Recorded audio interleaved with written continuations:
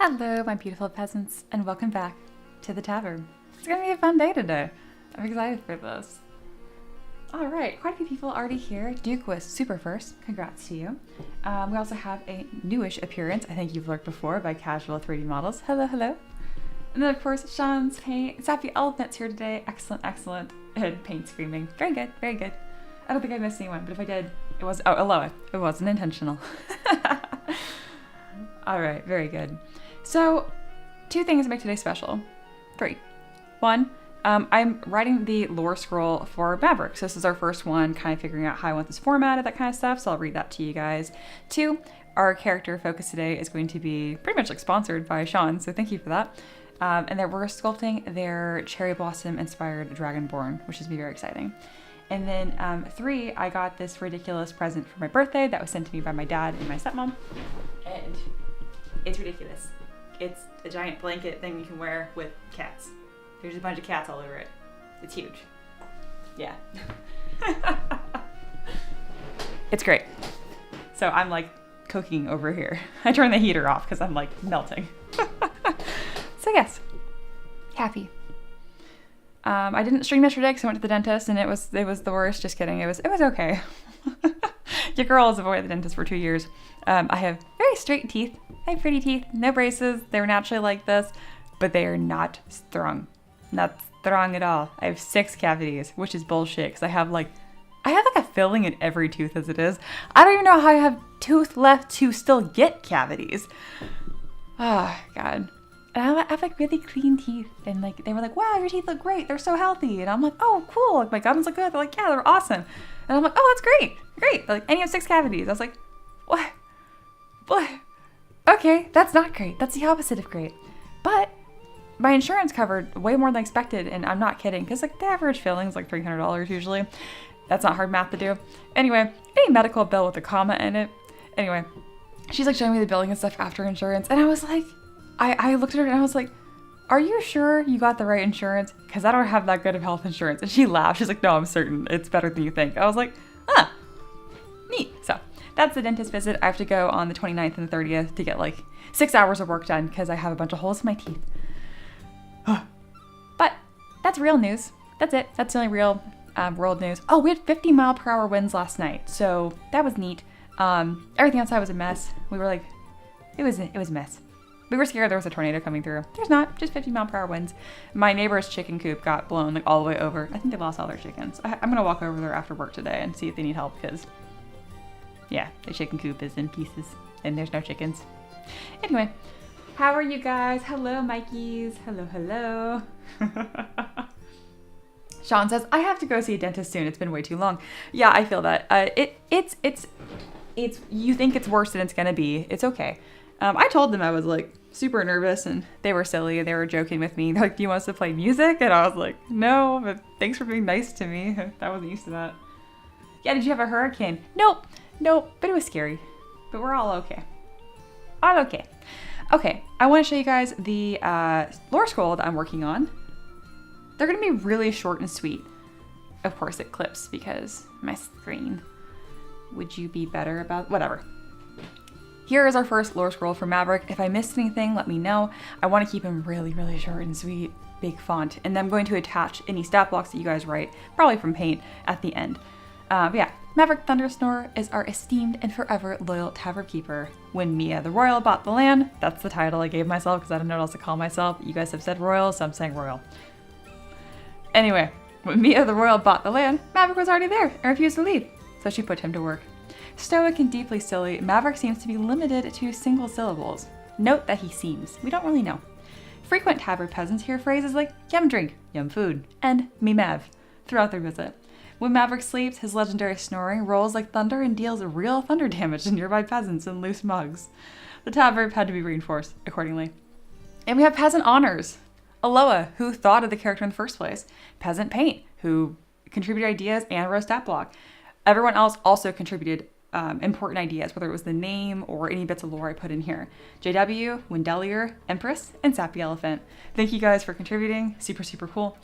If I missed you in peasant honors, I don't think I did. I was pretty good about writing it down, but you can make your case to me. Yeah. We call them microbursts here. I love that. Just a little storm burst. Pa. Yeah. Yeah. But yes, this is our first lore scroll. This is all they're going to be, nice, simple, and sweet. But if you ever wanted to print them off, you could, and then have the stat block behind them. It could be like a really fun, like DM tool or whatever you want it to be. But yeah, I'm excited about that.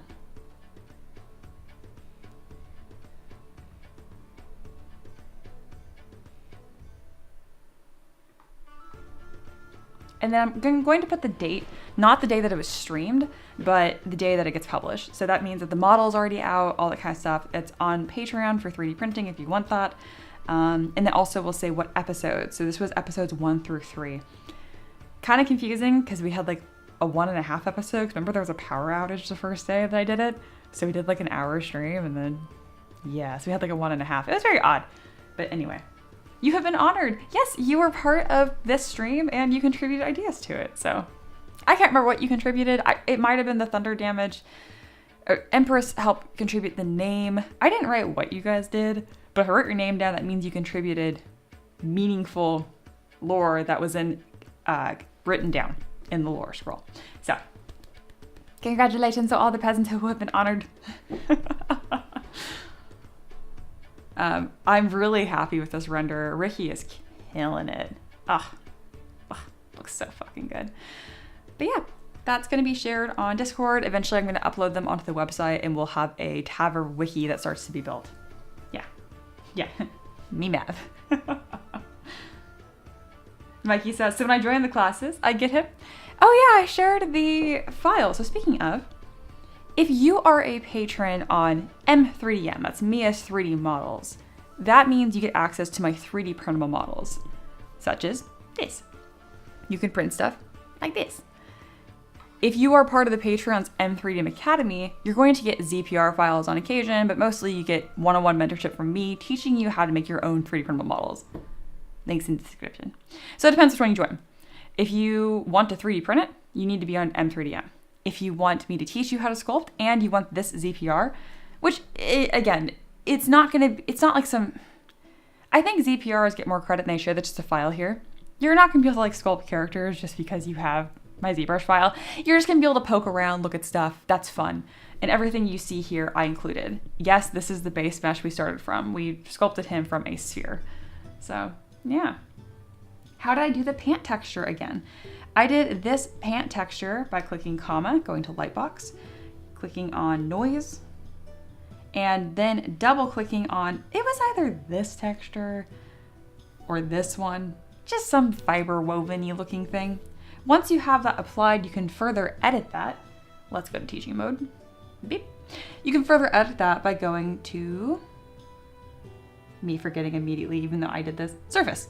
And then noise. This will be enabled and you have to click apply to mesh right here. See this button's grayed out? And then it'll actually apply to your mesh. I'm simplifying it because there's so many more steps than that. But I can send you the lesson if you need a full refresher. Good question though. But yeah, I'm glad you guys liked the lore scroll. Very good. Yeah, very good.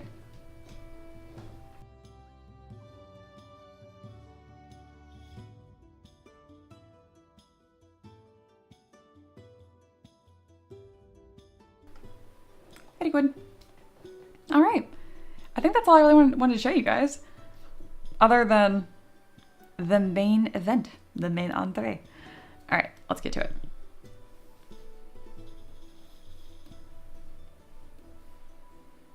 Here's our boring scene. I've got a fancy button off to the side that I made. It just changes the lighting. That's pretty much it. And honestly, it works like half the time, if I'm being honest. I'm gonna change my material to polyskin and then change my color.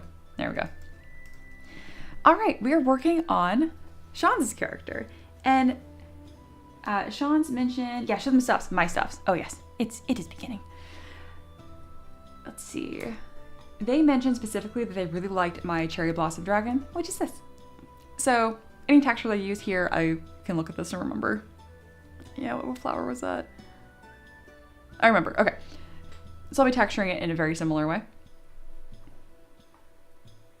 Goal, makes John's happy, already accomplished. Good, good. All right. I'm going to go ahead and screenshot some stuff here for y'all and share. Here we go. So Lambent Lodestar, that is Sean's. You probably can tell recognizing the art style.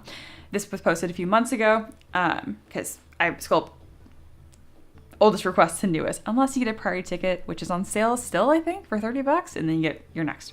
All right, first request, yeah. So I believe you made a cherry blossom dragon sometime well before I found you, and I was thinking, what about a cherry blossom dragonborn based off of that? Male or female, or just female, let me narrow it down. Druid class if you want to make this one an adventure, and with lots of Japanese flair, because cherry blossoms, you know? Also inspired by, I made a cherry blossom dragonborn character not long before I found your channel, and I can offer the artwork I drew of her as a reference as you like. So of course, we will be looking at their reference, which is, oh, where'd it go? Come back. I'm gonna just grab the whole collage. How is that? There we go. All right, this was drawn by Sean's, which, how cool. So you can tell the horns up here are actually like little cherry blossom branches, which is just lovely. Everything about this is just lovely. It has more of a feminine flair to me, so that's probably the way I'm going to do this. Just gonna keep that in mind. And then here are additional references that they included just for vibes and stuff, which are fabulous vibes. I love this so much. And then they added another little comment here. This is in our Discord chat. The yukata, I imagine this character wearing, I think, it's supposed to be satiny with a cherry blossom print to it. And there's supposed to be a bigger obi with a big bow on the back, which is, yeah, just big bow. All right, sounds good. I didn't want to forget that. Those are like the key ones I really didn't want to forget. We are going to include the staff because druid vibes, and that's my favorite, so yes. And then Sean said, oh yeah, I go by he, him pronouns if you need that. Small thing. Yeah, you're right. I've been like, I just chronically default to they for everyone after calling Aloha a woman for like 3 months. So everyone's a they until specified. And that's not even about like woke non-gender. I just have no idea. I have no idea. You guys are entities on the internet. But if you tell me, I usually remember. And yeah, Sean's, I was pretty sure. You go by he. But yeah. Anyway, his character's super cool. Very talented artist as well. And yeah, I'm excited for this. Been a good time. All right, Sappy's gonna be doing some lurking and working. Lurk. I love that. Yeah, I think we're gonna go. So the big thing that I am most curious on how I'm going to express here is the head. I like how I did the head on this, and the broad shapes of it do look similar to Sean's. Dragon heads are difficult. And these ones are kind of like almost fox-like, you know? So we're gonna find like a bit of an in-between here. This kind of reminds me of that monster, kind of, from Dragon Hunter, Monster Hunter. Mizitsune, the fox thing, feels very Japanese, very floral as well. So yes. Oh, how funny. They were right, just early. It's funny how that tends to work out. All right. Oh, that does surprise me. I had no idea, which is always fun.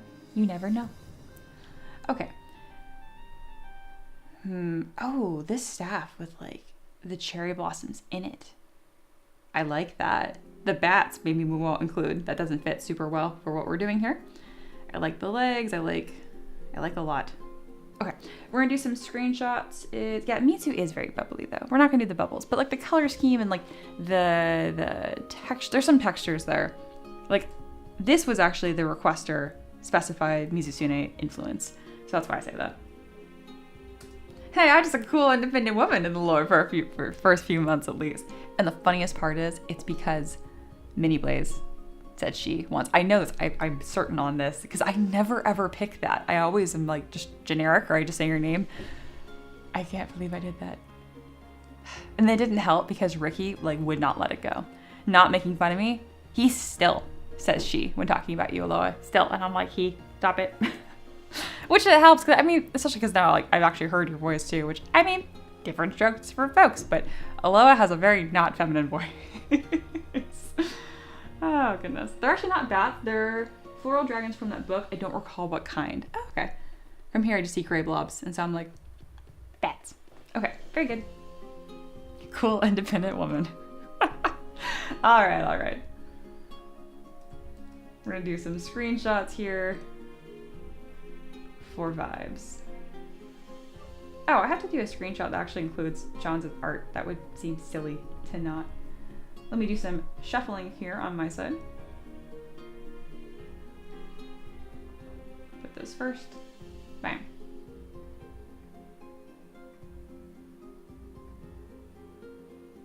Perfect.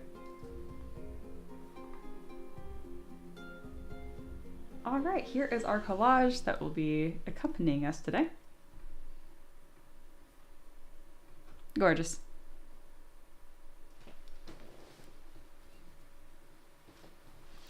Oh my gosh, this is a lot warmer than I expected. I think you guys can probably tell, but it does have a hood, and I pretty much just exist. This is my existence 90% of the time. I'm not on stream right now.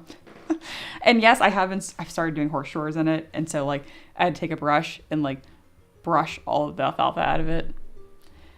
Weird kids give me a hard time. Is you have to stop doing, you know, like barn chores and anything you're wearing. And I'm like, I'll just be really careful.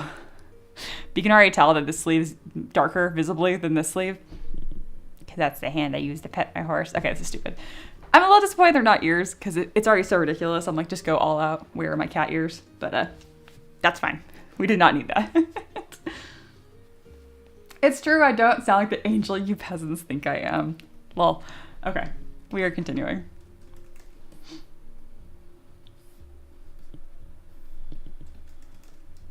Well, I do have a Dragonborn file that I can pull from, because this is not my first rodeo. All right, we do have a female Dragonborn one as well, and I loosely base this off of the character creator for Baldur's Gate 3. Speaking of, on my birthday, or birthday weekend. Oh, it was my birthday on Sunday. Yeah, it was fun. Anyway, we played Baldur's Gate all day, and we being my husband and I, and he is getting like into it. So initially, I just created a character for him. I play, and then he makes the decisions and that kind of stuff, which is a hoot. It was very fun. But at the end, he's like watching, and because he's not interested in turn-based at all, or really D&D. I know, sacrilege. And he ended up playing a few rounds once we got to the Underdark, so Act 2. And dude, he's hooked. So he is not letting us play it at all, or himself at all, until we get like a chunk of like a season of work done. We're kind of at a good tipping point right now, because that's all he's going to do. It's about to be his whole personality. So that's going to be fun. Yeah. All right. Also, I started a new playthrough in Divinity Original Sin 2, and the character I picked there is a lizard, and she's fabulous, so kind of feeling lizardy vibes right now.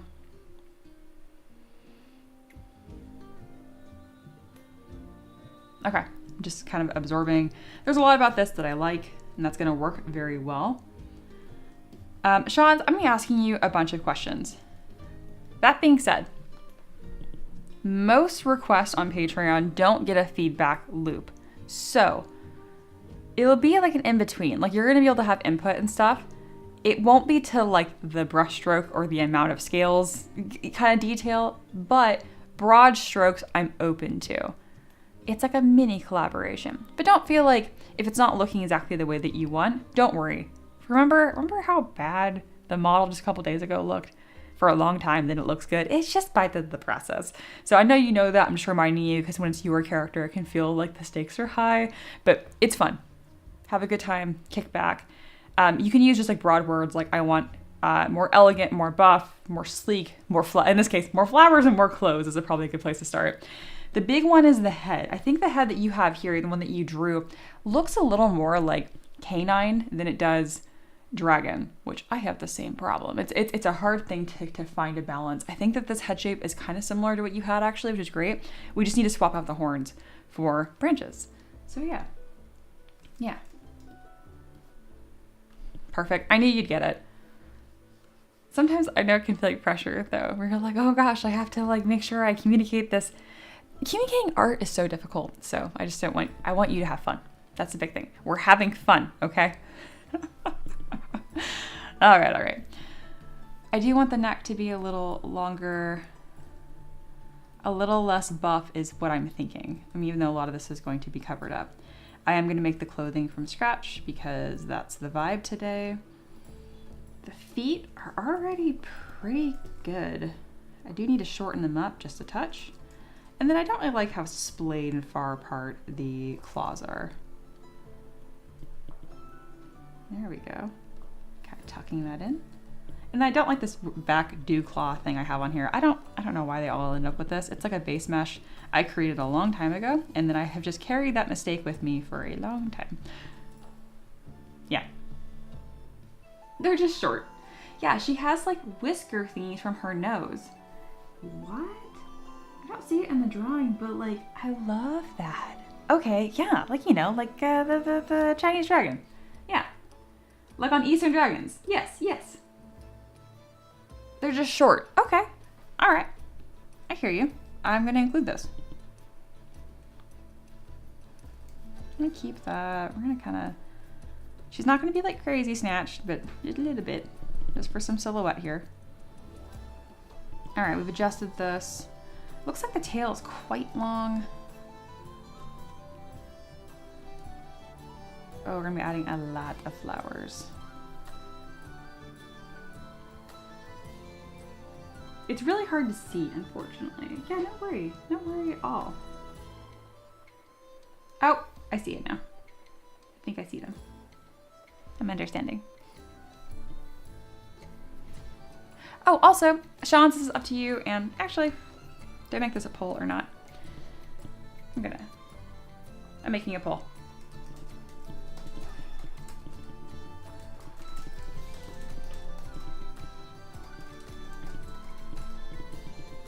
Sean's has veto power on this poll if they feel strongly one way or the other. I have a poll up right now. Do we want colors? Yes, colors you go. Or no, just shapes. Just figure out and ask. It's kind of fun to see.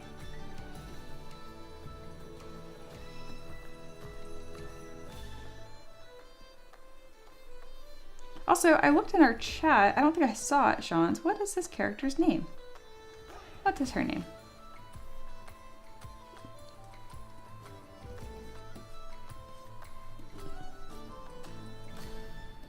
I'm going to use these horns as a base, even though they don't look like tree textured. I think it'd be fun to kind of blend the two.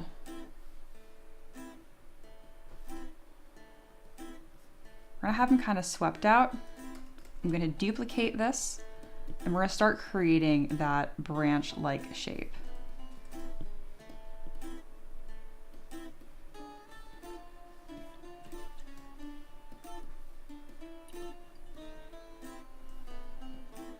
It's gonna look kind of demonic until there are flowers.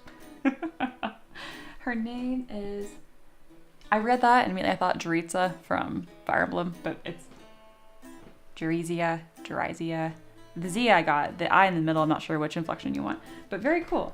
And then Zakura, which sounds like Sakura, that's cool. The names are the result of me twisting Cherry and Sakura. Yeah. Very cool. Very good. Sean says, I'm a smidge on the fence about colors. Do if you want, but I'm leaning towards yes. Very cool. It looks like the rest of the peasants are also leaning towards yes. Jerizia. It's me. Thank you.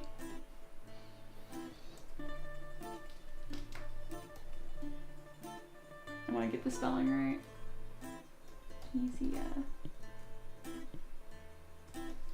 I don't know why, but it's like the same way like you're driving somewhere and you have to like turn down the music so you can see. If I'm mixing them focus, I don't know.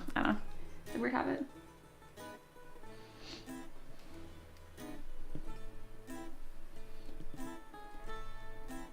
All right.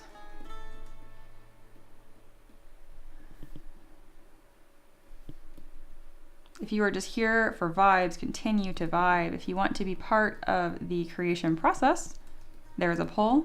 Go vote. It is at the top of the live chat. We're going to be somewhat simplistic on the horn shape here, just so we can get all these lovely flowers in. I like the straight back twisted horns. Yeah, they're cool. Be careful with this not being too tall, but having a nice silhouette still. Very good. Oh, Aloha will be interested in this particularly. I like rehauled my brush palette. All these brushes were like different. I like deleted a bunch. Well, I moved them because I know you shouldn't just delete shit. So I just moved them to a different folder. But yeah, I have a bunch of seam brushes, some pouches I bought. I did some sci-fi grimdark elephants, and I was not about to model sci-fi guns. Like, it would take me a weekend to do it correctly. So I just bought a pack for like $15 or something. And yeah, those are gonna look really cool. So keep an eye out for those. Anyway, what was I doing? Ah, flowers.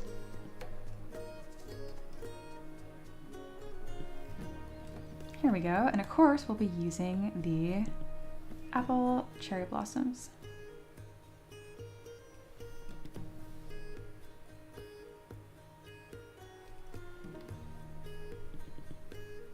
Yeah, you gotta move to Titancraft. That's where it's at. All right, let me look at what you're talking about for her proportions. Is it different than? Oh, you mentioned she's short. I'm mostly looking at what you drew.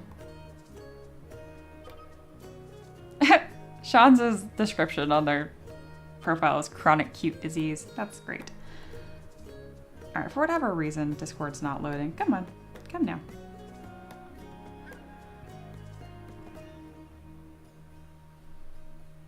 Because you marked it spoiler, it's just not wanting to load. It's just giving me blur. Come on, it's thinking about it. We're thinking about it. Do I not have Wi-Fi? There it is. Oh yeah, she is short. She is stout. Okay, I can work on that. Yeah, okay, very good.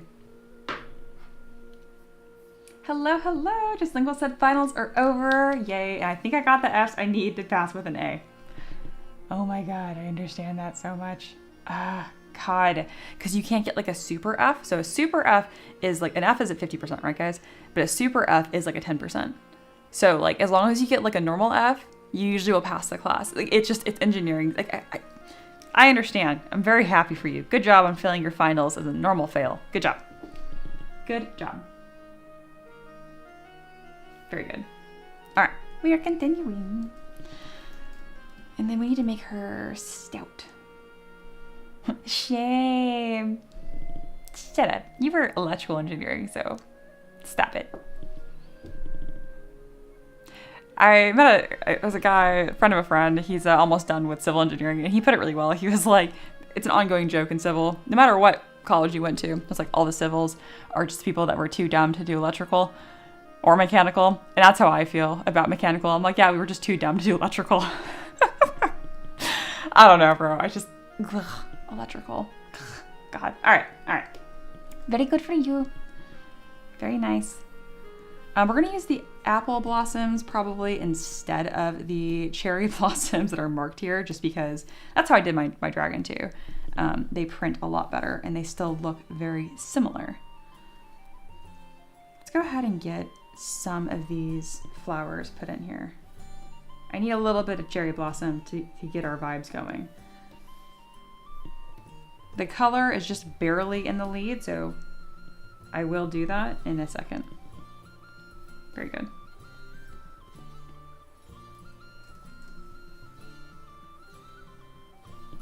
All right, and I want this asymmetrical. And we're not super worried about the way these flowers are fitting right now and like any clipping issues or even 3D printing. It is just shapes and vibes right now.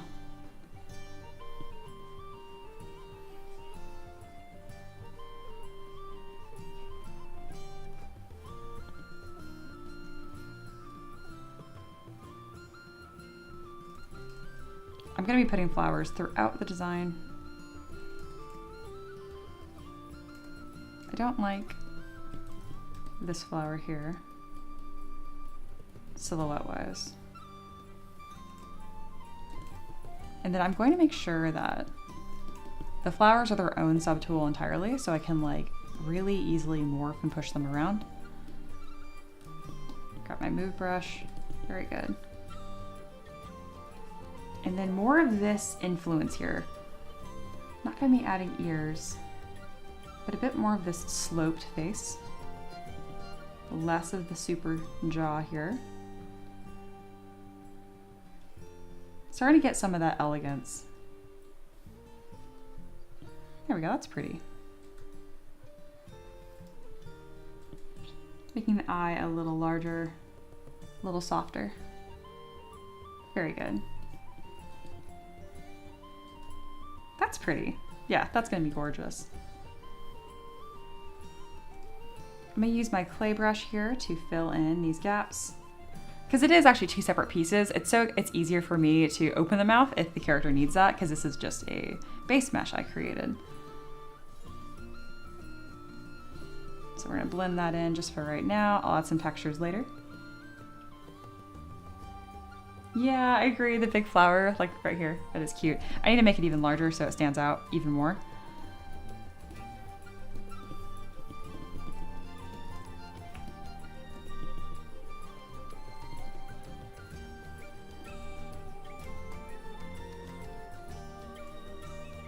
There we are.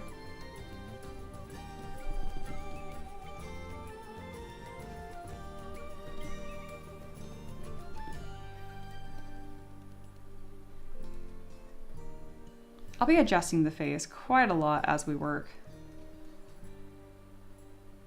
A little bit of this here.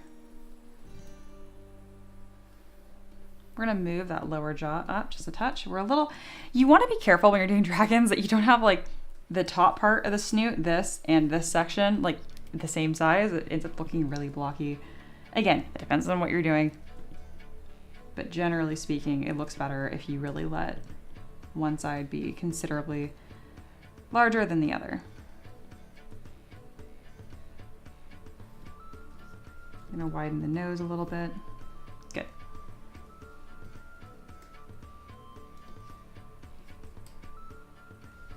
Thank you, Loa. Yes, I'm digging it. Sappy says, oh, but Mia, we need to chat again about something. What is that something? Oh, is it business? Or is it Tennessee?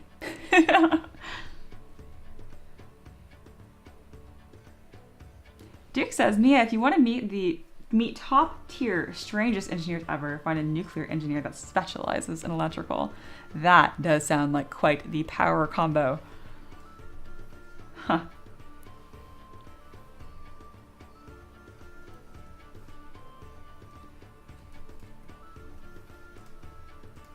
I think I'm just gonna dynamesh this head down so I can really have control over this mouth. We're gonna delete subdivision levels and then dynamesh. We're not opening the mouth. That looks fine. Gonna erase that line here, soften that texture. Oh, and Empress, I finally went through and added the freaking slash brush into the brush presets. So like you guys will never see me go into Lightbox to grab the slash brush ever again. We're gonna pretend like I did not take years to do that. Cool, thanks.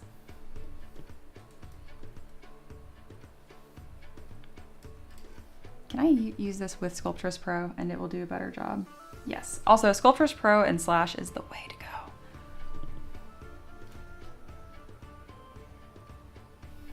There we are.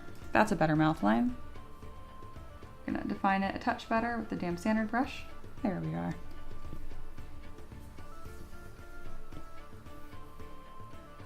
Can make this nose a little larger. Very good, very good. And I don't know what I want to do with this top part here. Kind of just depends. Going for a bit more of a stream elegant look here, so you got to be careful not to crush everything down too much, otherwise you get other problems. I do want the horns coming farther down the face, so let's go ahead and pull that. Oop, not like that. Beep beep. There we go.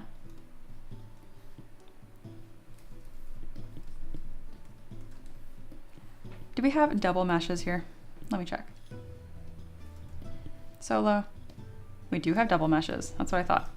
Go away, flowers. Already have one of you. There we are. Now mirror and weld. Gorgeous.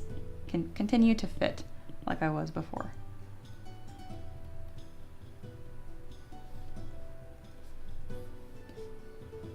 Very good. Hey, JW. Hello, hello.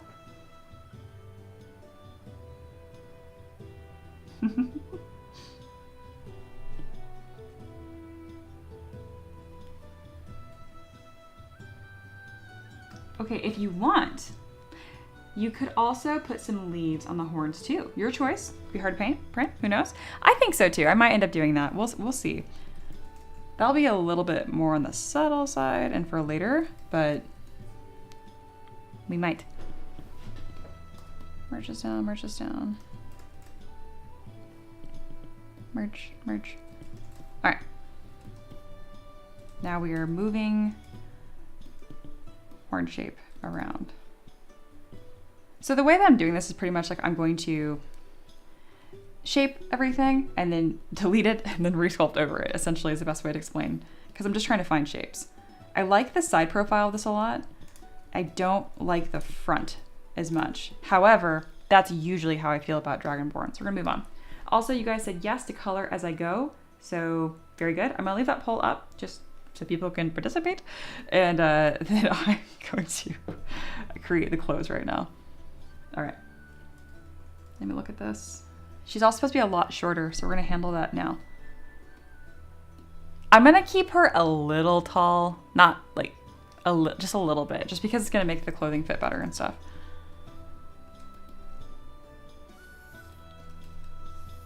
There we go. I'm gonna use the transpose line to do this. How do I want to shorten this?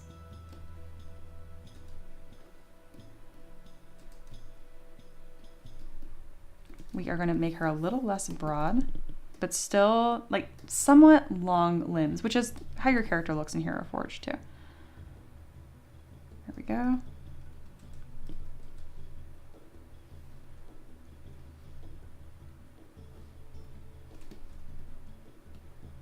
There we go. Much more stout.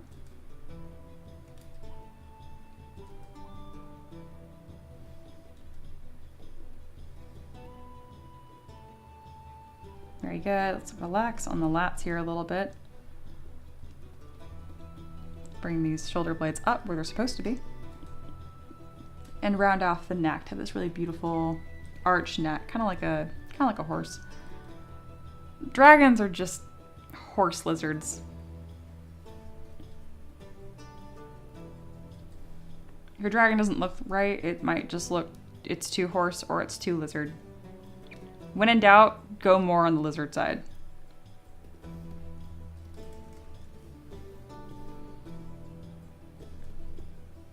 All right, she's like a foot shorter than she was.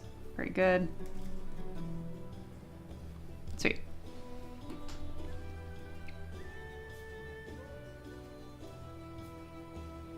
I was just thinking of a shark person who has a fantasy food cart full of seafood.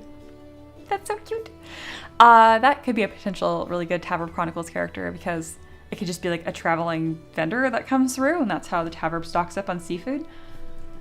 I guess the shark would have some sort of enchantment so that can be on land just for a bit.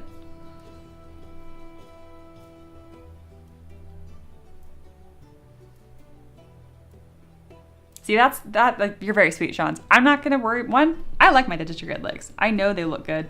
I'm confident in the way they look. Also, you're just not gonna see it with the outfit we're gonna have here too. But you're saying, keep looking at the middle section. This should be longer and this should be shorter. More like that. It depends on the way your characters are going to look and move. I like linkier ones that are kind of more on their toe walking. Here, let me show you the body that I referenced.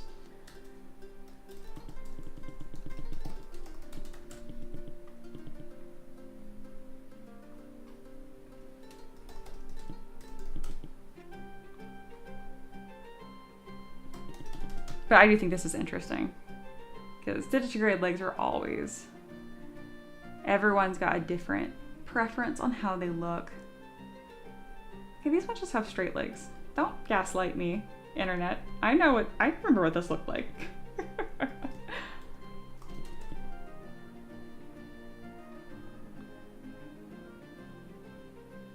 Nah, I did not find it. It just like slightly raised on its toes and that's it. Doesn't matter. All right, Continue. I always like grabbing and showing you guys the references I looked at. So this is one of the meshes I did look at when doing this, but this is like way too short. This is pretty much straight leg, which is they're just on their toes barely. That's not quite what I was looking for either. That's where I got the proportions roughly and how lanky, how tall, because I always like that. You're welcome, Shuns. All right. And also, when it comes to digitally legs, you can always tell where they have their background in art and what kind of media they like more. I'm pretty much saying I can always tell if you're a furry or not based on how you draw digitally legs. All right, continuing. We're gonna start creating this beautiful. There we go. I'm gonna duplicate the body here and delete subdiv on one of them. And we're gonna construct this in multiple different pieces. Piece one, the top. And it's gonna be pretty high right here because the belt is high. It's like on the waist, but like at the top of it, if that makes sense. So it's really like touching the rib cage. All right, extract. Pretty much my clothing process is just a lot of mask and extract, mask and extract. Once I have some clothing pieces down, we will go ahead and add some color. All right, so this is this little top section here.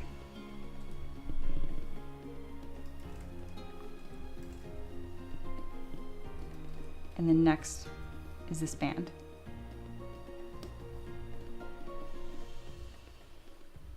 Sean's his best friend. I got you. Oh, you're so sweet. Call me out my backseat sculpt. No, you're so good. You're so good. I will let you know, but that's not what you were doing.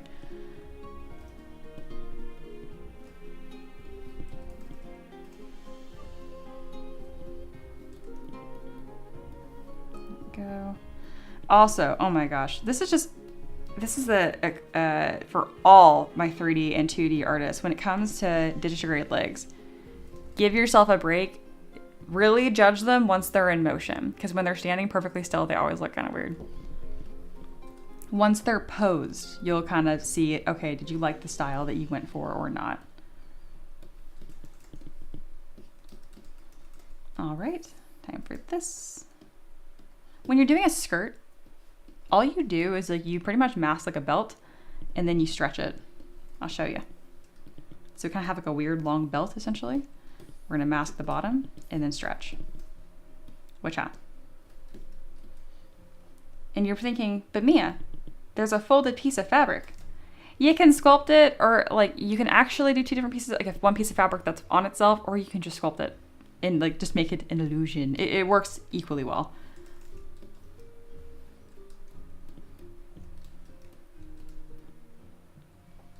It's supposed to be a bit more blocky. We're not going to have an hourglass shape here. That's just not how these garments are worn. Doesn't have to be a perfect block, but like, she is not going to be snatched.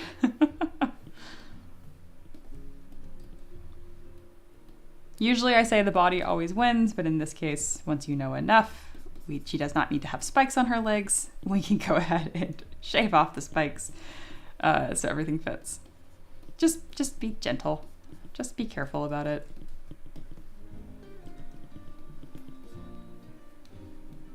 And so here especially, I'm gonna push these legs around however I need so that they suit this character. Bam. As long as the feet have this raised look, we're good. We're gonna raise the tail a little bit and we are going to shorten it a little bit. Very nice. I think our feet are a little too splayed currently.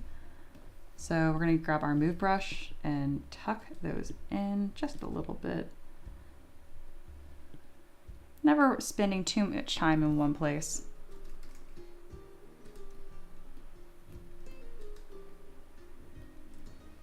There we are. And again, flatter, wider waistline.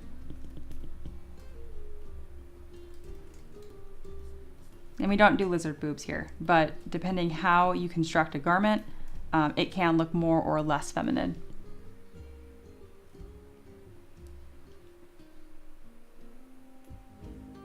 JW says, y'all all have that one relative you struggle with choosing a holiday gift for. Yeah. Yeah, I know what you mean. Yep, absolutely. Just Single says, I promise I'll stop talking about engineering for at least an hour. Now, talk about whatever you want. But I put an old render in Artshare because it's kind of neat. And it's crazy to see the difference between 3D renders over time. Oh, cool. And then talking about the digitally legs. You say you look at the motion, my brain no longer understands how to walk normal. Yeah, I getcha. Aloha says, as my last art thingy of the year, I'm having to model a wolf character. It's really fun trying to figure out how to go wolf and not fox or dog. It's very sensitive, yeah. Sean's model I made was actually somewhat of a starting mesh for it though. Oh, how cool, how cool. I love that.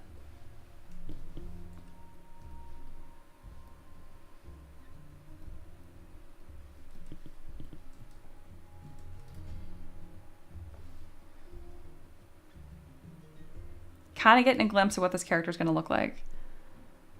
Also, we are kind of a little too lumpy here. So we're going to come through and we're going to kind of flatten some of this out just a touch. Adding ridges with intention and then smoothing and flattening the rest. There we go. Good. All right, sleeve time.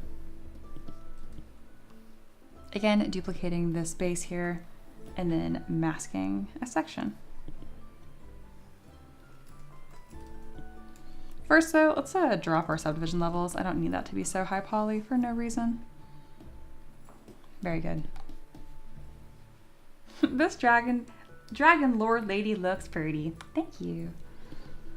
They're a tricky one.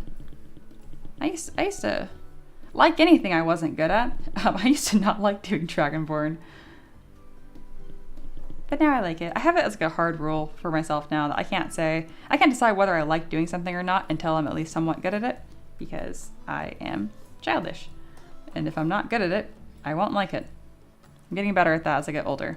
You have to like things you're not good at too. That how good you are at something, I understand will have influence on how much you like it, but it should not be the sole deciding factor.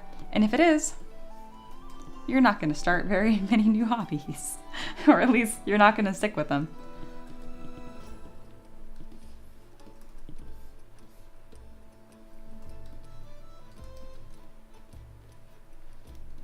And I might not add the fabric fold that shows that this is 2 pieces until like the very end after it is posed. So just in case there is panic that I have forgotten, I have not.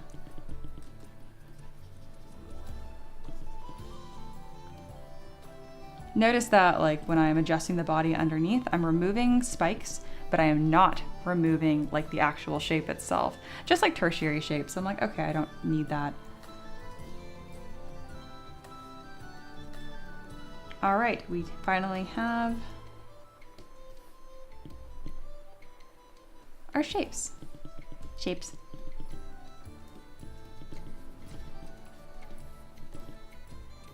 We can go ahead and put some stamps up here. Stamp. I just think that looks nice. Very good. I'm gathering references for future requests because stuff. Very cool. All right, we're gonna start adding some color.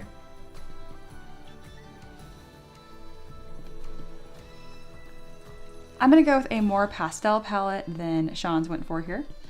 I'm gonna go back to Skin Shade, which is gonna look odd for a second, but bear with me.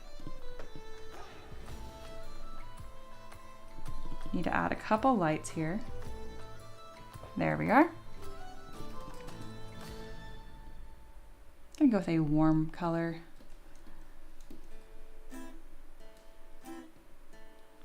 When you are picking like the base color that you are going to like color dump with essentially, you want to make sure that you're leaving yourself room for like pick up mid-tone. So you can go lighter and darker, change your saturation, that kind of stuff. If you pick something that's really high saturated right from the get-go, you're gonna have trouble. It's impressive that John's has all of this looking quite nice, even though it's very high saturation.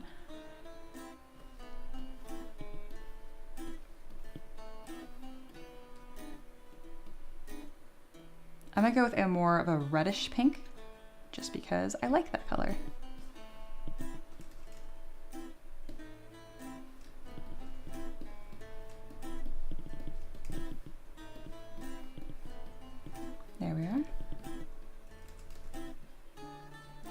Excellent.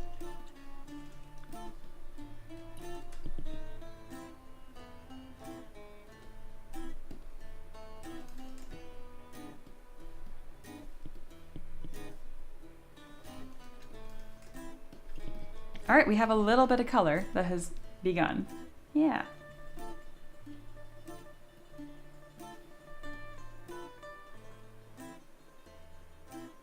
And then Sean's has information for the back of it, which we wouldn't be able to see, so I'm glad they're mentioning this. Hang on, they mentioned there is like a hole in the back where the tail goes. Yeah, sometimes I have it just clip, but what you're talking about, I like the idea of too, something more kind of like this, almost. Let me know, obviously not quite that. We don't want to just show all the goods here, but like, you know what I mean?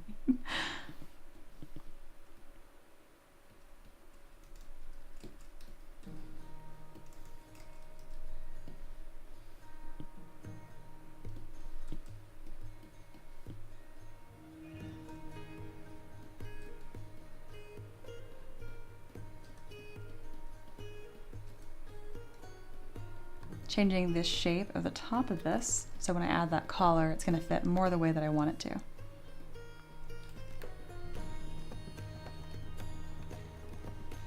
Very good.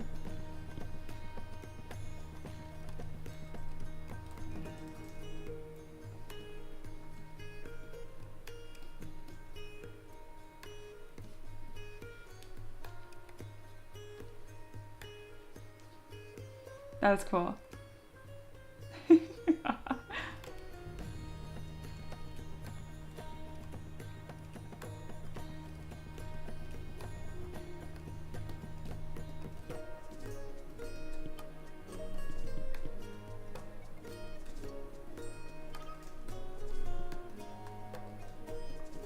There we are. All right. Now that we have all of our base colors kind of put in there, we can start doing like the two-toned. And again, because I picked this light color here, I have room to do that. And this is a really common pattern you see in nature where the top of something is darker than the underbelly, whatever that might be, bottom of a tail, chest versus the back, whatever. Really, really common.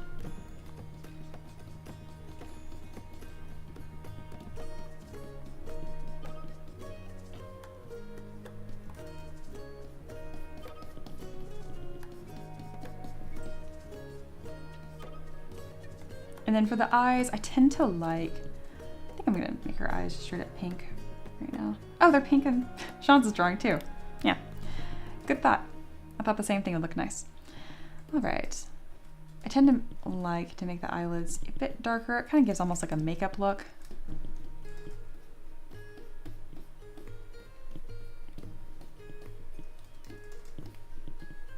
Let's go even more contrast here. See, you're like you're layering these colors in. You don't just drop them in all at once.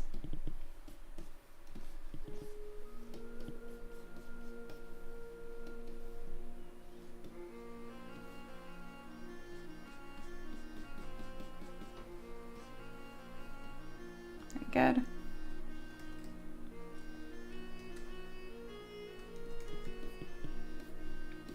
Adding some shadowing to the garment as well.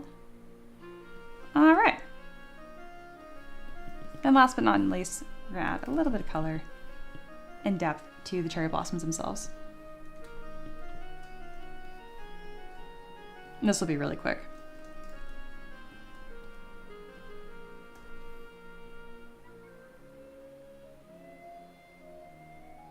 Green apple candy. Oh my goodness. Yeah, absolutely.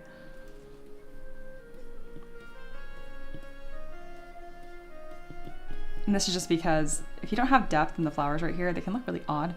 So just making it two-tone, whether you want it to be accurate or not, just lighter or darker center. Just do one or the other. Cool. All right, we have a good start here. And then we're also going to be sculpting this staff as well, which is going to be, I'm going to make it match the cherry blossom branch. I'm going to stretch that. Dynamesh. The top of it, I might just make as a separate piece entirely. Or I might just bend it now. All I'm doing for this is simply masking and using the gizmo to kind of bend it. Kind of like a shepherd's hook right now.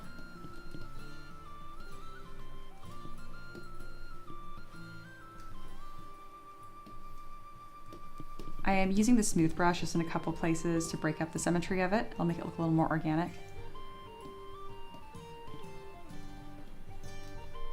All right, it's always nice to have like a knot kind of towards the top, another on the other opposing side. And then don't neglect all the different views, of course, because it's a 3D model.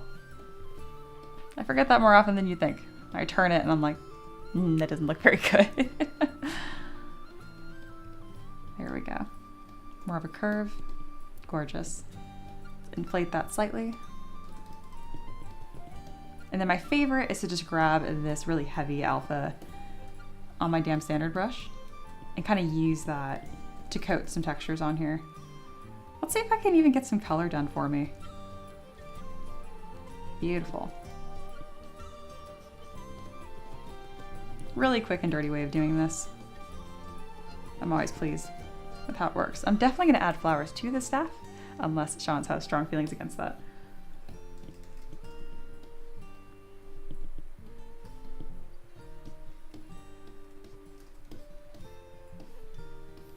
Yeah. We are floating through space. Come back. There we go.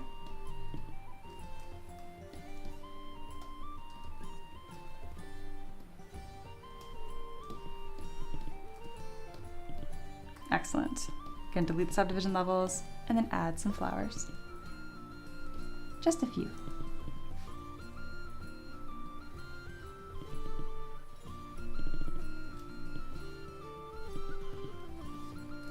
I'm like, just a few covers the whole thing.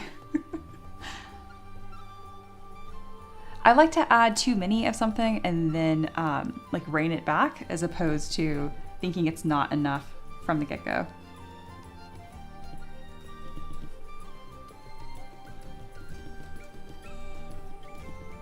There we are. Very nice. And again, a lot of these flowers are really just like placeholders is the best way I can put it. And then as I continue to work on the design, I'll probably delete them and just sculpt over the top of it, just so I can start getting some shape and silhouette.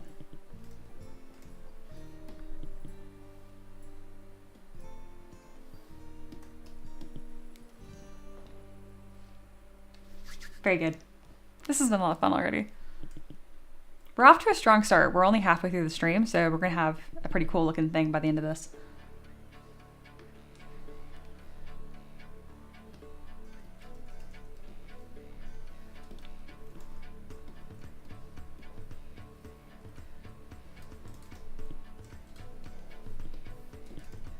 All right, we have a staff, we have some pieces, very good. Ambient occlusion is okay. It's not as contrasty as I'd want it to be. I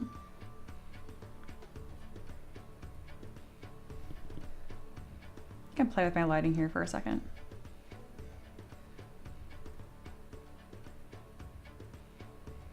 There we go.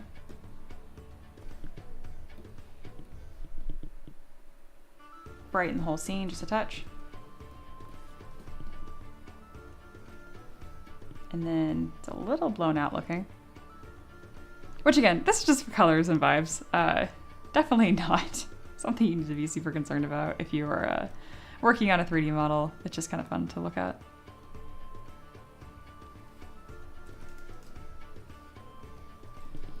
And then I'm gonna work on the front of this face at some point. Right now I'm just kind of pushing stuff around. Because look how sensitive this is.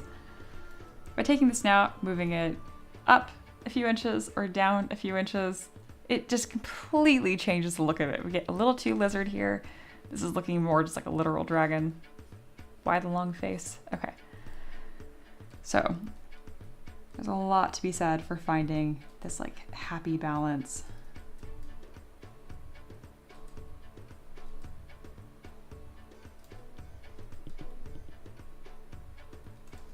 I think those are spikes. They are. You're messing with my silhouette. Be gone.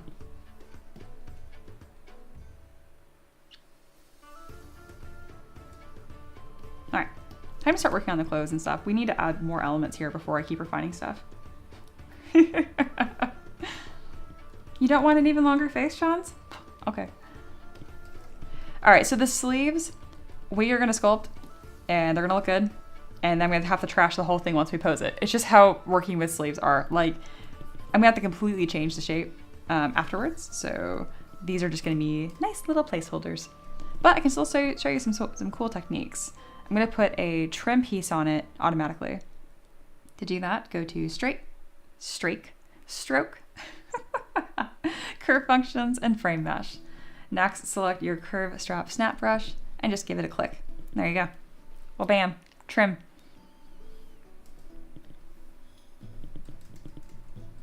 It did do stuff in symmetry, so it did things twice, which is annoying.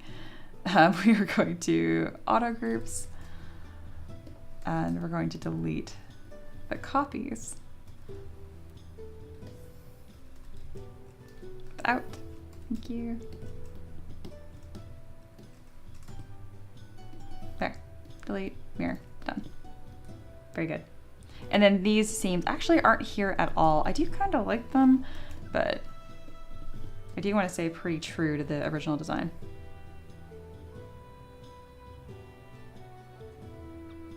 Where's my crease button? I need to move it because I can never find where it is. I'm like, I put this here, and every time I'm like, where'd it go? There it is.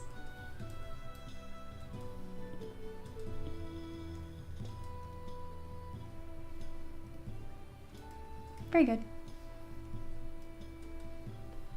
I do want to add something color-wise, like a little pop at the bottom here. That just, it doesn't change the model. It's just kind of like a fun color thing for me. And then we will be adding some sort of flower embroidery. It's going to be beautiful.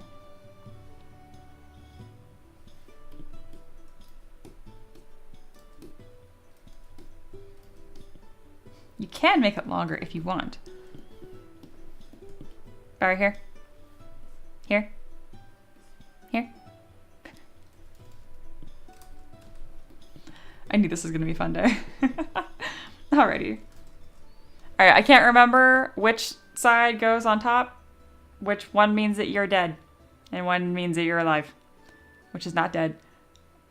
I don't remember which one is which. But we can just mirror the model at the end if it, you know, if I do it wrong. Which side goes on top? I think it's a left. Yes, left panel goes on top. Ah. The next problem is I need to know my left and right. Pardon? You need me? Oh, hang on. Ooh, if you want some more color definition, try purple or dark blue. I don't know, I feel like a really good shadow for the green would be like a muddy green. I'm making jokes, but like seriously, paint has a really good point here. Like when you want to add shadows to things, resist the urge to just add black to the color you currently have. Pitch your hue a little bit cooler, so like a purple or a blue. Perfect advice. Pretty much, if paint ever mentions color of any sort, you should probably listen. Yeah.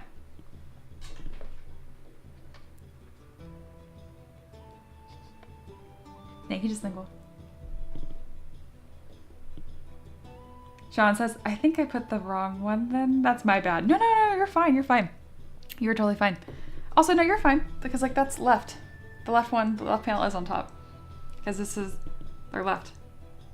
So you're good. I don't know why, but as a kid I had a really hard time with my left and my rights. And like, you should be able to tell, because like, oh, if you do like L's, like the L looks correct. So like this is your left. My camera's mirrored, just to be clear, okay? So this is gonna sound worse than it is. My camera is flipped. Anyway, so like my dad was tired of me not knowing my left and my right. So when I was in kindergarten, he took a Sharpie and he wrote a giant L on my left hand and a giant R on my right hand. And it was Sharpie. So it stayed like that for like a week. It worked. Or maybe it didn't, because I still have to check. Sean, I also cannot tell left from right. Great. Also, Bleach shout out. Love that. I really like Bleach. I read a lot of it. I didn't watch the anime, but though I'm sure it was really cool to like see stuff, you know, in motion. Yeah, I really liked Bleach. I once the story arc repeated itself a couple times, I eventually got kind of bored of it or distracted. Because, you know, the whole story kind of repeats itself, which is cool. But, like, I got through, like, the Espada and that kind of stuff. It's really cool.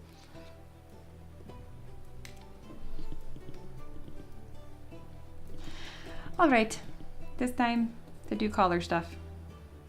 How do I want to do this? Needs to wrap. I can do it as one piece, or I can do it as a collar. I'm trying to think what would be best. I didn't come up with a clear solution in my head, so we're just gonna do it.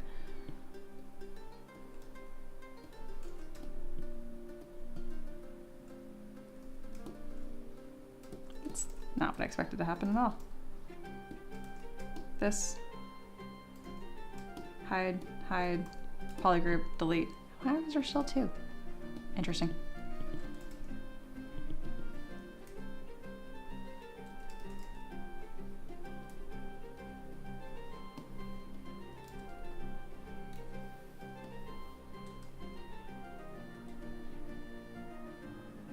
All right, so we have the start of the collar right here.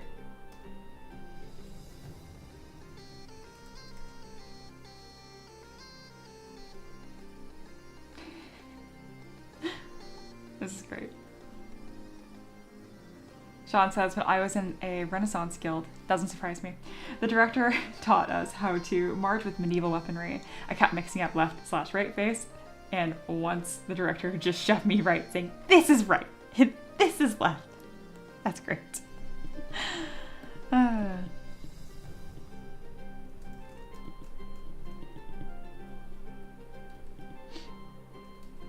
right, and then I think I can just continue this piece and then kind of hide the seam. That's the plan anyway. This is the part that I wasn't sure was going to work. And I was like looking all serious.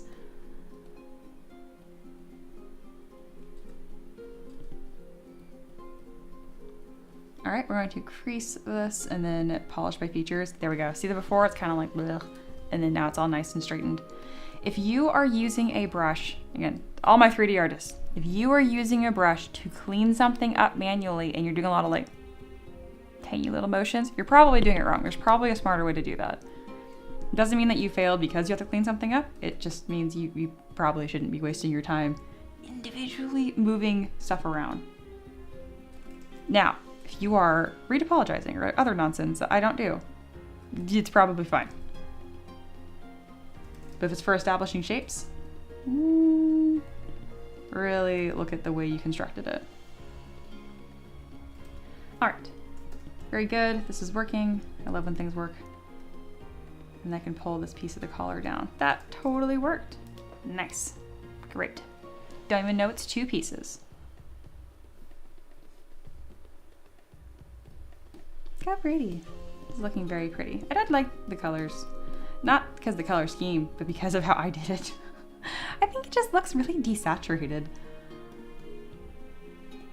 I wonder if I can merge the whole thing down in... No, because Transpose Master doesn't keep colors. Sorry, I said every other word, so it was incoherent. I was thinking about putting it in Transpose Master and then be able to do all the colors, adjust them all at once, but I can't do that. Lame.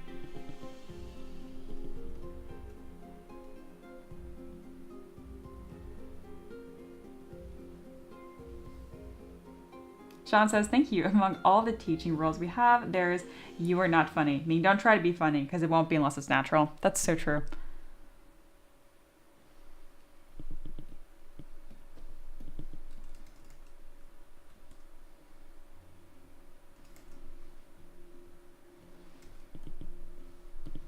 I am going to add a pink border on the bottom as well. I just think it really ties this together nicely.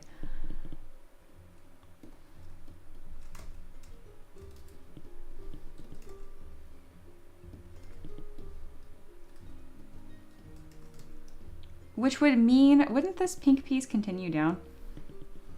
Huh, yes it would. You just can't see it in the drawing. Yeah, that would continue. There we are. Split mask points, crease, polish, and then nudge, nudge. And you're like, oh, you're doing that thing you said not to. I'm like, yeah, because I'm getting it in place, and then I'll polish my features. See? I am nothing if not self-aware.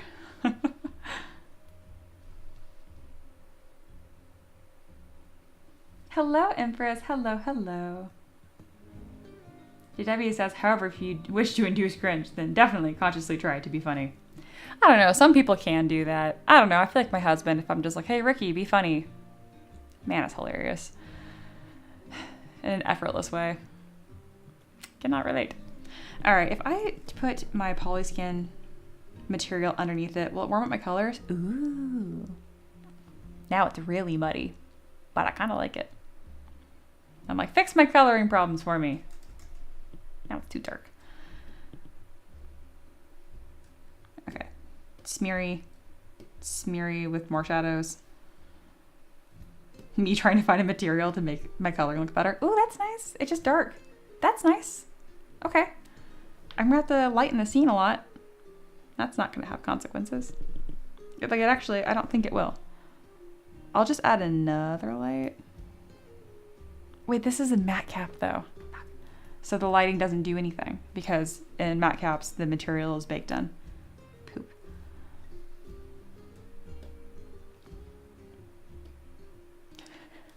This is odd. It is now a wood sculpture.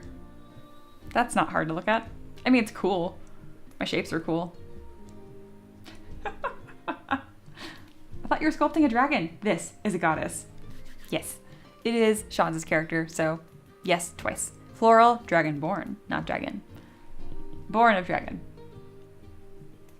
If you do multiple poses, I don't do multiple poses anymore, but could you do one that's like the artwork I did? Yes, absolutely. Absolutely. I can do the pose that you had this idea for.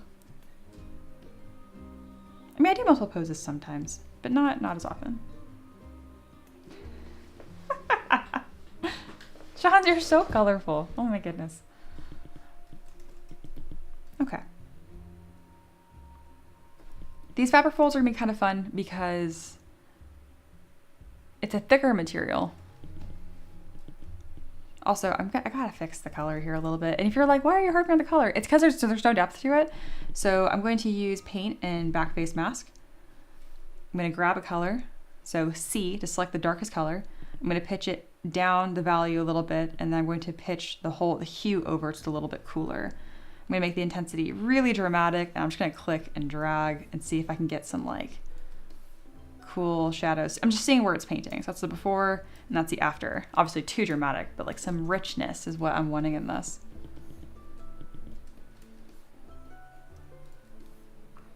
Ooh, see? Before, after. Because my shapes are there. So it's not so much that I complain about the colors. I'm complaining about them not showing my shapes that I did. That's more so what I mean. I don't mean the literal colors, even though I'm saying literal colors, which I know can be kind of confusing.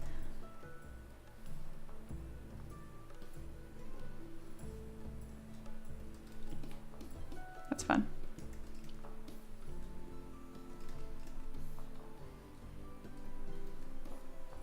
Overall, this looks really nice. I'm having a good time with this.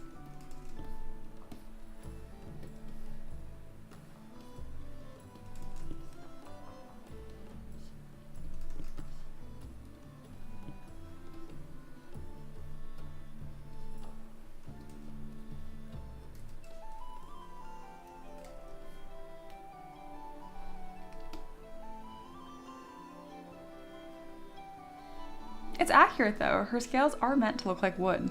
Oh yeah, that's right. Very cool. It is time to add some fabric folds. So for this one, I'm just going to use close hole. So the whole thing is going to be one big piece, just like this. And then I'm going to subdivide it because I do want those edges to round over. And it's time to add fabric. I'm going to use these new brushes I got recently from Flip Normals. This brush pack was only $1 and I think I love it.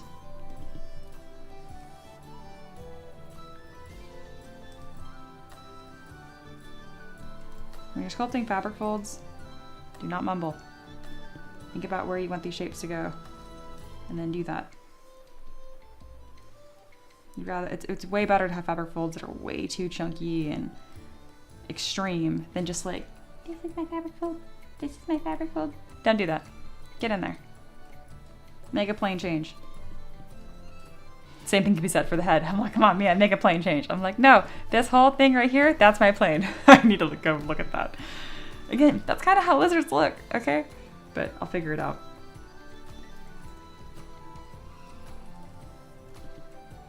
It's really common what I'll do when doing fabric folds is I will sculpt a line. If I like it, I click number 1 on my keyboard and that will redo the stroke that I just did. I almost always use standard to sculpt my fabric folds. This is kind of new for me. I'm turning on symmetry because the sides aren't as important and I don't feel like I need to do them twice. I like this brush a lot because it kind of already has texture on it. That's neat.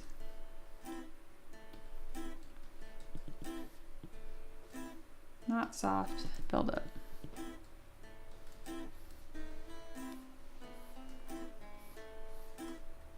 And this should really just be these like stacked fabric folds. I'm not sure if we're gonna have too much of like Y and Z or whatever. Maybe one right here. I can kind of branch off of this fold here and dig in.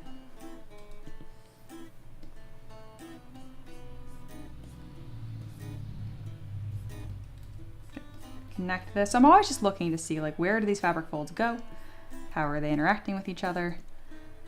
And then as I spin around, I continue to commit to different shapes.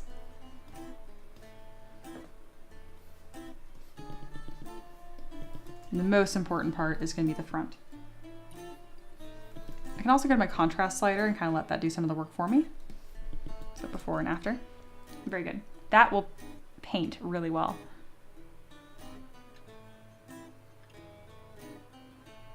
That would be awesome paint. If knowing her personality would help pose stuff, yes, like her face or anything else. She is sheltered about how most societies work. Having been raised in a forest village, she will help and heal others with no expectation of reward because it's the right thing to do. And she has trouble comprehending injustice and why it happens. Okay, I like that. That's actually kind of similar to the character I'm playing currently. She is a construct. But she's not necessarily good because of virtue. She's good because she doesn't comprehend evil. So, yeah. Yep.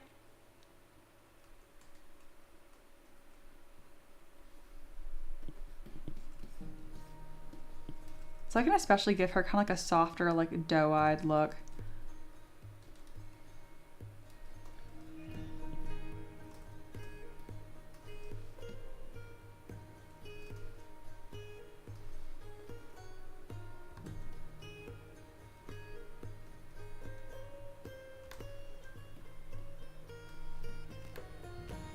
There we go, a bit sweeter.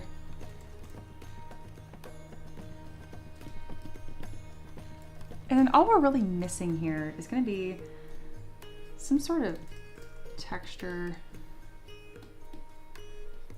They're going to look like scales. So if I do a bunch of like overlaps like this, kind of just thinking how I want this to play off.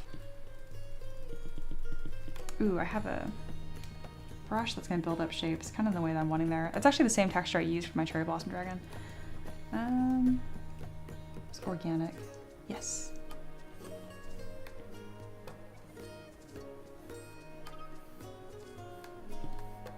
I almost forgot that today was Friday. I'm not counting today as my Friday. I'm actually going to work tomorrow still because we didn't get to do anything work-related yesterday.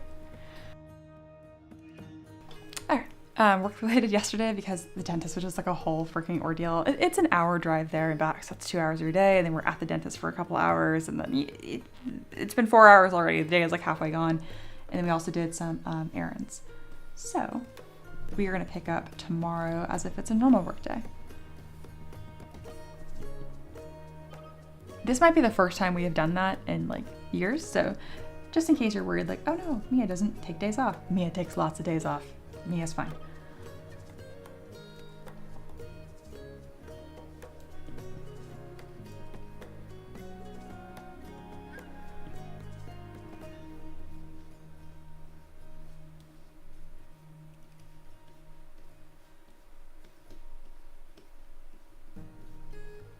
adding these soft kind of like flower petal-like textures I think is really nice.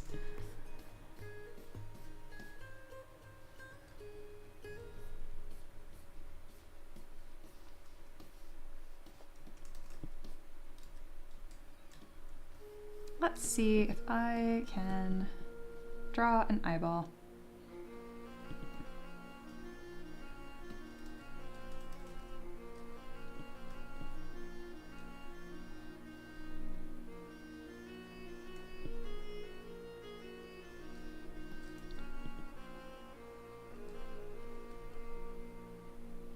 That's sweet. That's what I wanted.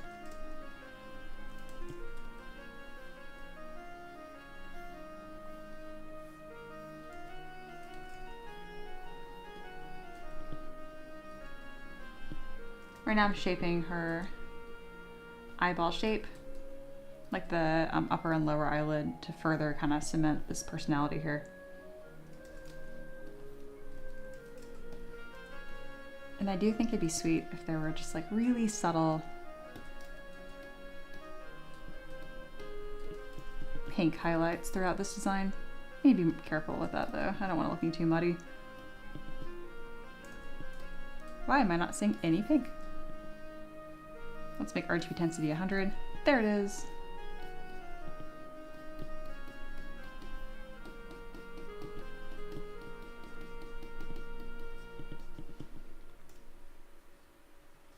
Hello so far. Aaron's equals Costco hot dog. Hey, who's been? You can't rat us out like that.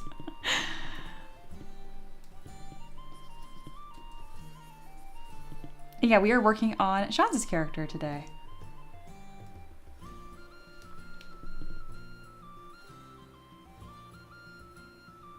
Ah, gotcha. Sapphire has a question about eyeballs. I have answers about eyeballs.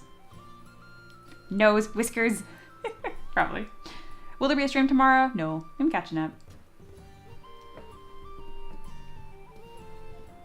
And like the eyes are gonna look good from this side and this side, but from the front, they're gonna look cursed because, yeah, they're not moving with the camera.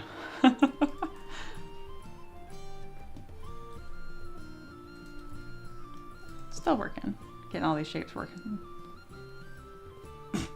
Just the eye shinies in different corners is very, very funny. So, for the purpose of working on this model, we're probably just gonna go with pink. There we go. That way I'm not getting distracted on what the shape is, because that's the most important part. There we go.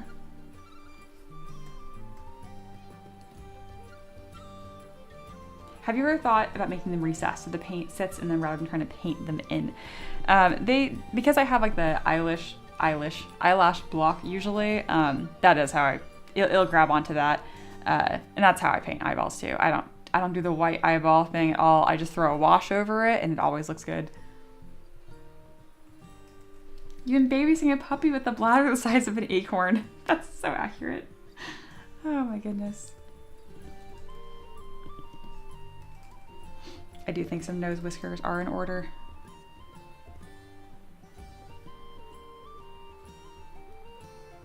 We're gonna adjust our curve brush here so that way it tapers all on its own.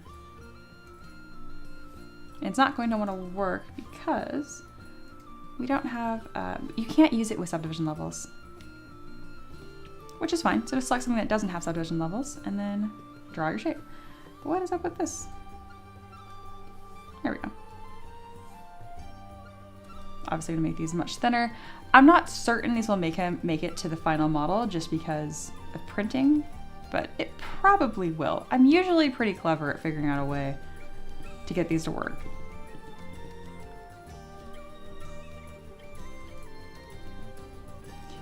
Looks like a big mustache. It's really funny. I like it though. How the heck do these go? Here, here, here, here. It looks right from the side.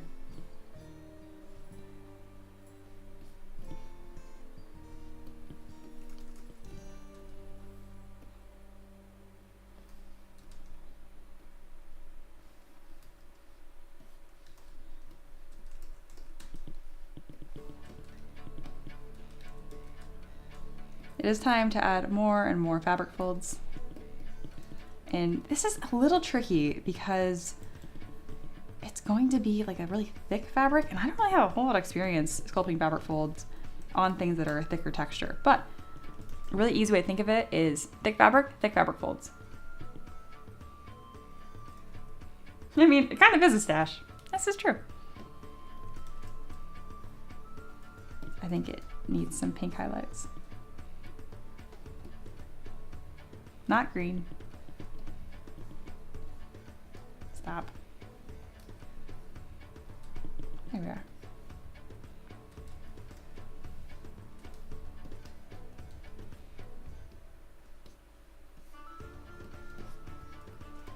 Let's go ahead and move the staff so it actually is in the same plane. And now drafting some fabric folds here. I'm gonna increase my intensity, and I'm just gonna take my time. I'll know if it looks right when I see it. The trick with this is I don't want to add too many fabric folds. That's gonna make the material look gauzy. Or no, you did say it was satin. So I can do whatever I want. That's right. Never mind. I don't have to learn anything.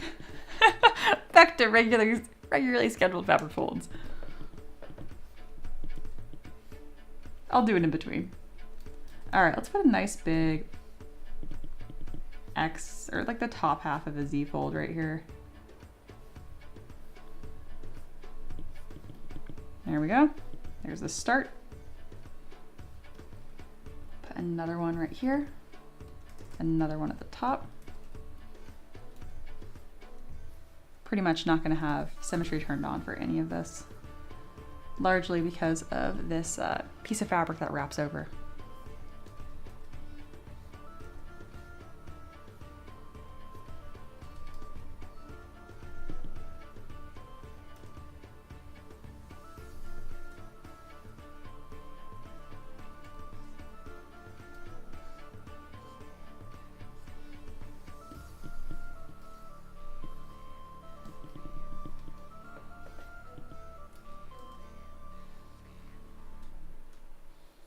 I'll do a nice big fabric fold across the back, and the goal of this one is to show that this piece of fabric is stretching in between the shoulders.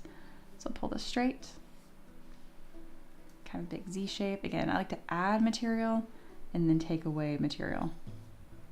Just adds a lot more depth to your folds, and then I kind of smooth the whole thing down. Don't smooth too much. If you're not certain about your fabric folds, you're banned from using the smooth brush. Totally serious.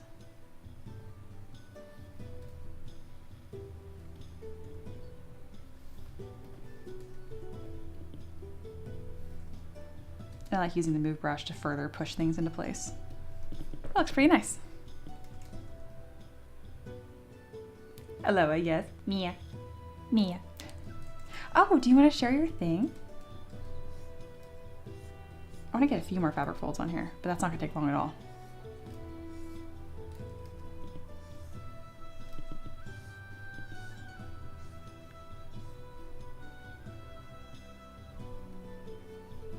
Oh, I didn't do that slit.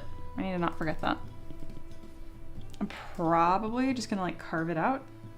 Probably just gonna do like this, like the illusion of that. Maybe like an underlayer of fabric or something. Yeah, I think that'd be a good everybody wins situation. Cool. Put that over the top.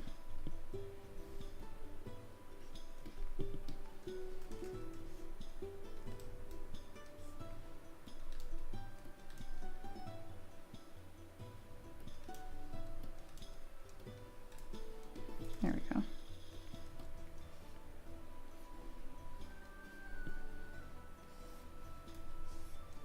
Another thing with fabric folds too is like you just have to keep going. You just have to keep going. And if you get really discouraged and you keep like as you're sculpting, you're like, oh, these look bad, these look bad, these look bad. You have to stop. You have to take a break, walk away, because if you think that the whole time, it's not gonna come out good. And even if it is coming out good, you know, you don't want to practice hating the process. Like you get better at what you practice. And if every time you do something, you have a terrible internal dialogue while you're doing it, then you're practicing not liking it. Sounds really weird, but I kind of had that realization that there's certain things that I'd work on that I would just kind of be like a pissant in my head. And then get this, I continue to be a pissant when I sculpted those things. Can use your brain for good or for evil. So, be good to yourself.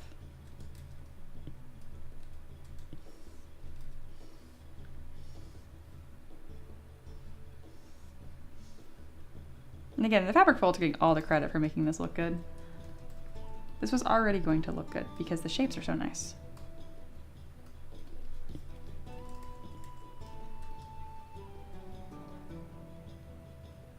Meanwhile, Aloha, I love fabric folding.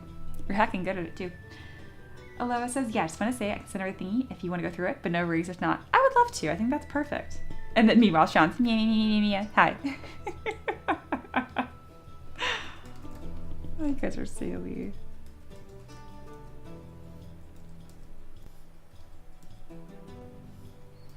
I think I've told you guys this, but my Uncle Ron does that. He doesn't ever just say, it's Mia. It's always me. He's done that since I was like the tiniest thing, which always just made me laugh a bunch. So seeing you guys do the same kind of thing, it makes me laugh. It's really nice. Very wholesome.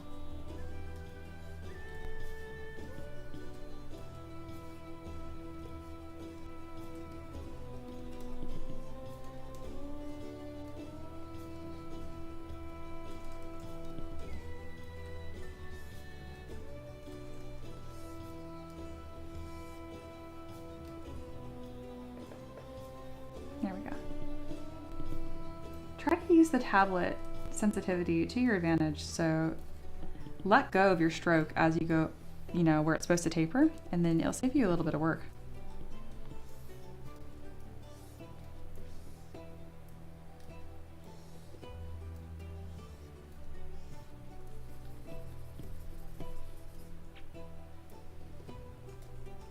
Just Lingual says, Peasants and Mia, when we enter a new arc, what are the chances of exploring? Which of us survive a fantasy zombie apocalypse? Okay, doing an arc that's just zombie fantasy, that sounds like an October arc meant to be. Like, how fun would that be? We could even go back to Taverb Chronicle characters and redo them, but as undead. I save all the files, so that is very doable. Not sure how we all feel about zombies here. My husband is so zombied out. He's so funny. He like can enjoy a zombie piece of media like once every 6 years. I love zombies. Duh. Fantasy. I won't do it if it's just Lingual and I that are interested. But I'm sure Aloha and Empress are like, this smells like an opportunity to get my Grim Dark fix in. Which you'd be correct.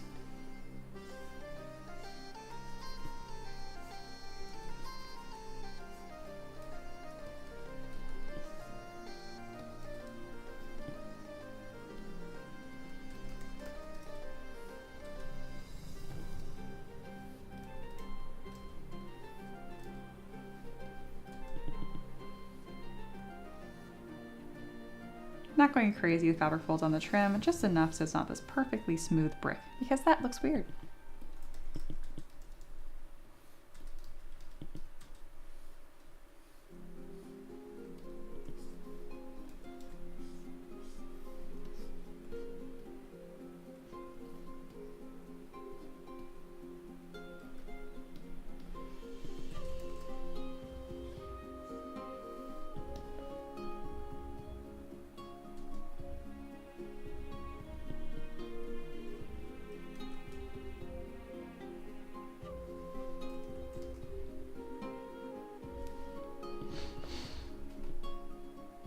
Oh, beautiful, Aloha.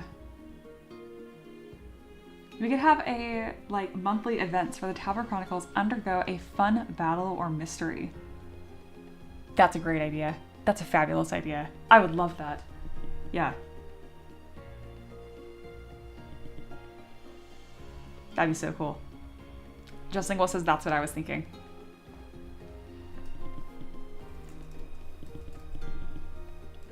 That's perfect, because Aloha and I were already talking in super secret chat about like plans for the Taverb next year and that kind of thing.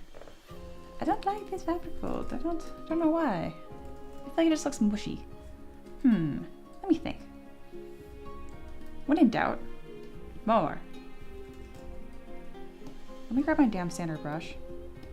And don't like isn't helpful. So, and it's not about being like, oh, I'm so positive. No, like it's just not helpful. You can't think less. And when you are creating, it's not helpful to think less of something. Or it depends on your mindset. Because you can't less something, but you can more something. So I'm like, oh, it looks mushy. What I want to say is I want more definition. So I can go in and sculpt more definition.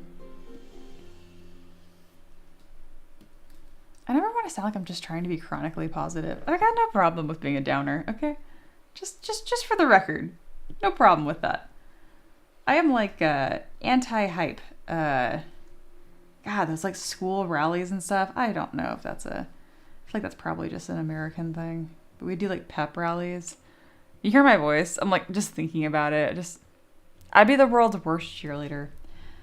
Not that I don't like hyping up my friends and my students, and I like being. I'm gonna stop all my head. I like being nice.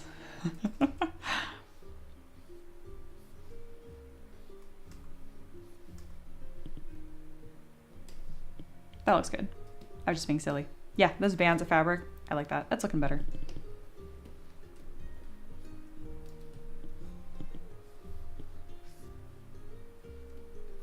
I'm gonna come with my damn sander brush and kind of cut through some of these fabric folds a little stronger.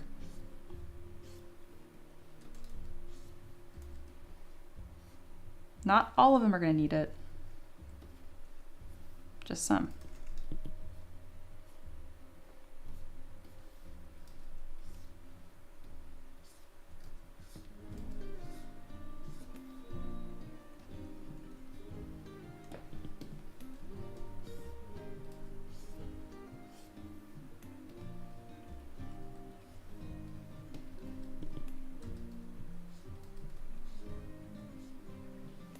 Aggressively wholesome.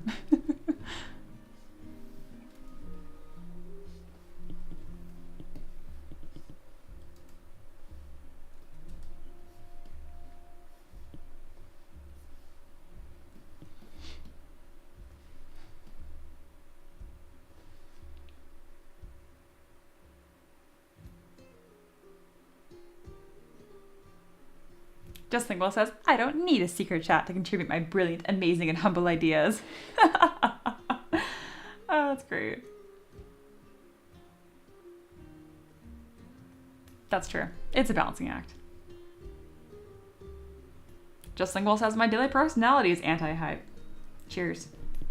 However, I like motivating, so you gotta keep a pair of tearaway pants in the closets as well as a PA system if we need a full-on show. This is true. That's stupid.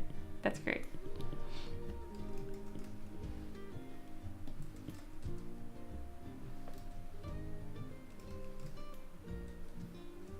All right, I'm taking all the color away for a second.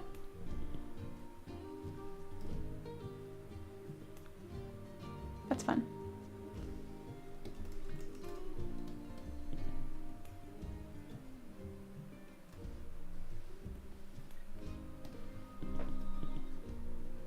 Less spikes on the neck.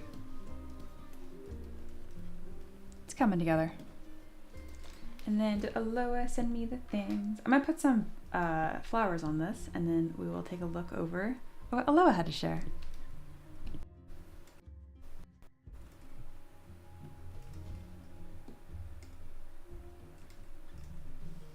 Which will range from moderately to excessively awesome.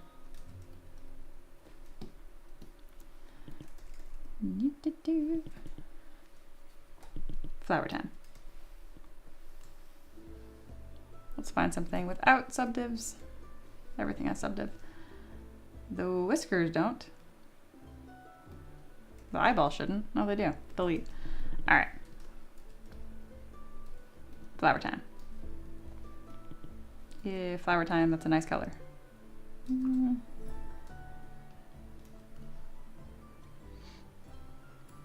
Like, I know you wanted flower patterns, and I will do that, but I also would like to literally have flowers on it as well.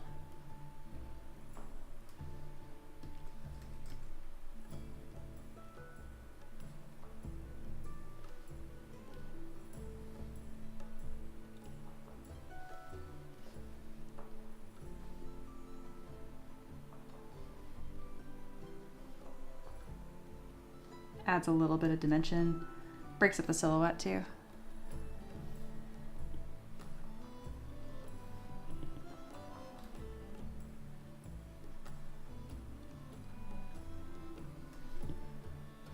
Oh man, this has been fun. This is looking really good.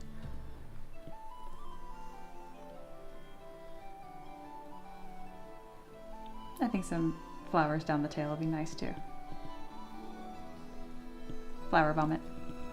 Don't worry. I always like to put more than I'm going to actually end up with, and then I pare it back.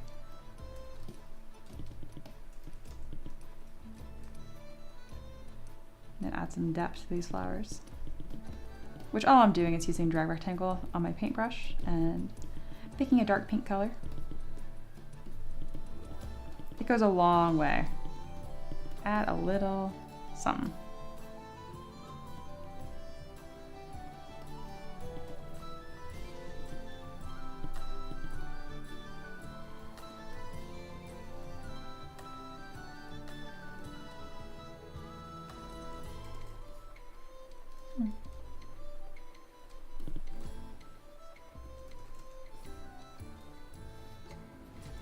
A bit of more of a transition color right here.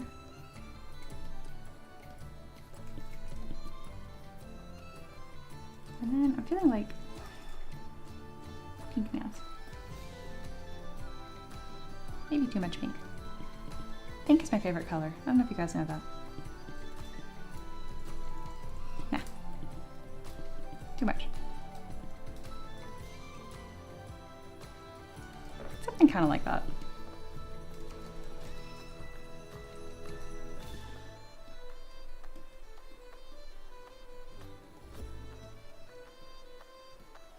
Sweet. All right, we have messages from Aloha. All right. We have a story. What if leaves or blossoms on my whiskers like a vine? Oh, I love that idea. Also, the bow on the back of the obi if you're doing that. Yes, absolutely. Absolutely. Let me bring up a picture of that so I don't forget. I have it right here. In the reference. Obi bow. Oh yeah, that's gonna really tie together the back of the design here. It's gonna be nice. Okay, have that there. And then time for Aloha stuff. Which really is just Taverb greatness. Alright, I swear I downloaded it. Where did you go? Up. Oh, it's still downloading. It's just a PDF. Come on. There we go. It like fake downloaded. It like opened a new tab but didn't download anything. And I'm like, okay, almost done. 80%. 94. 99. 99. There we go. Are you guys ready for Aloha's journey? I'm ready.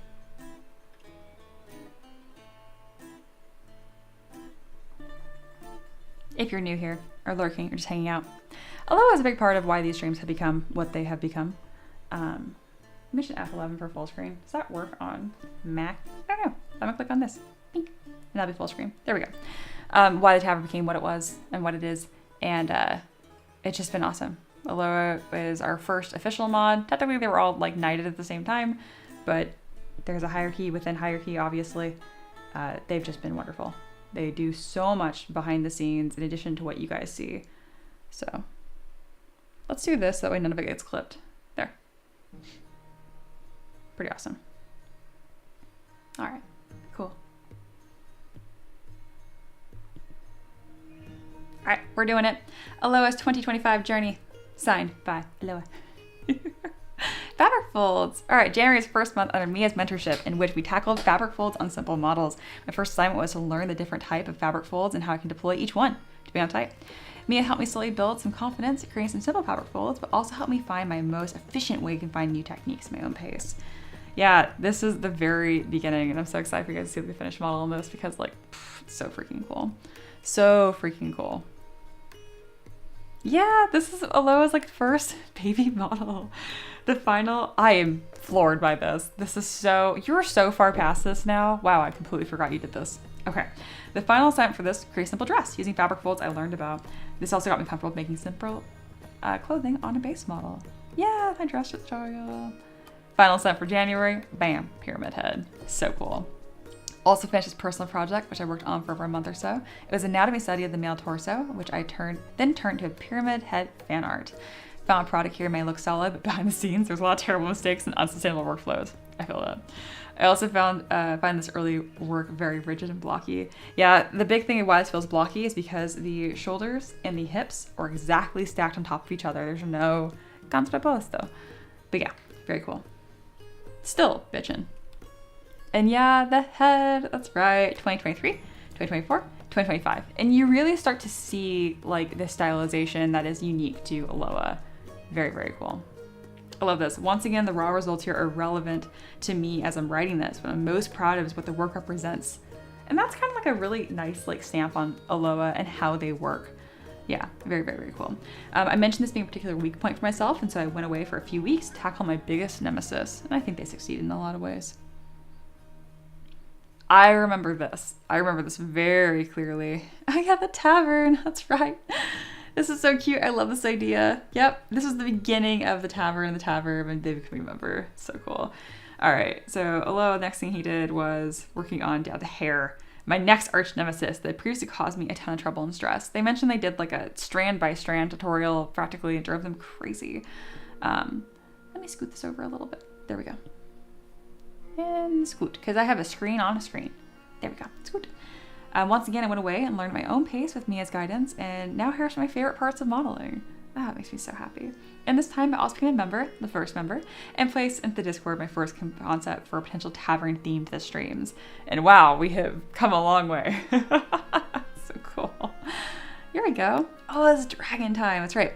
After the hair project, Mia gave me the iconic create bad assignment, so I spent a week or so creating a little character in 5 minutes. I really like this one still. I would like to still see that one developed, just saying.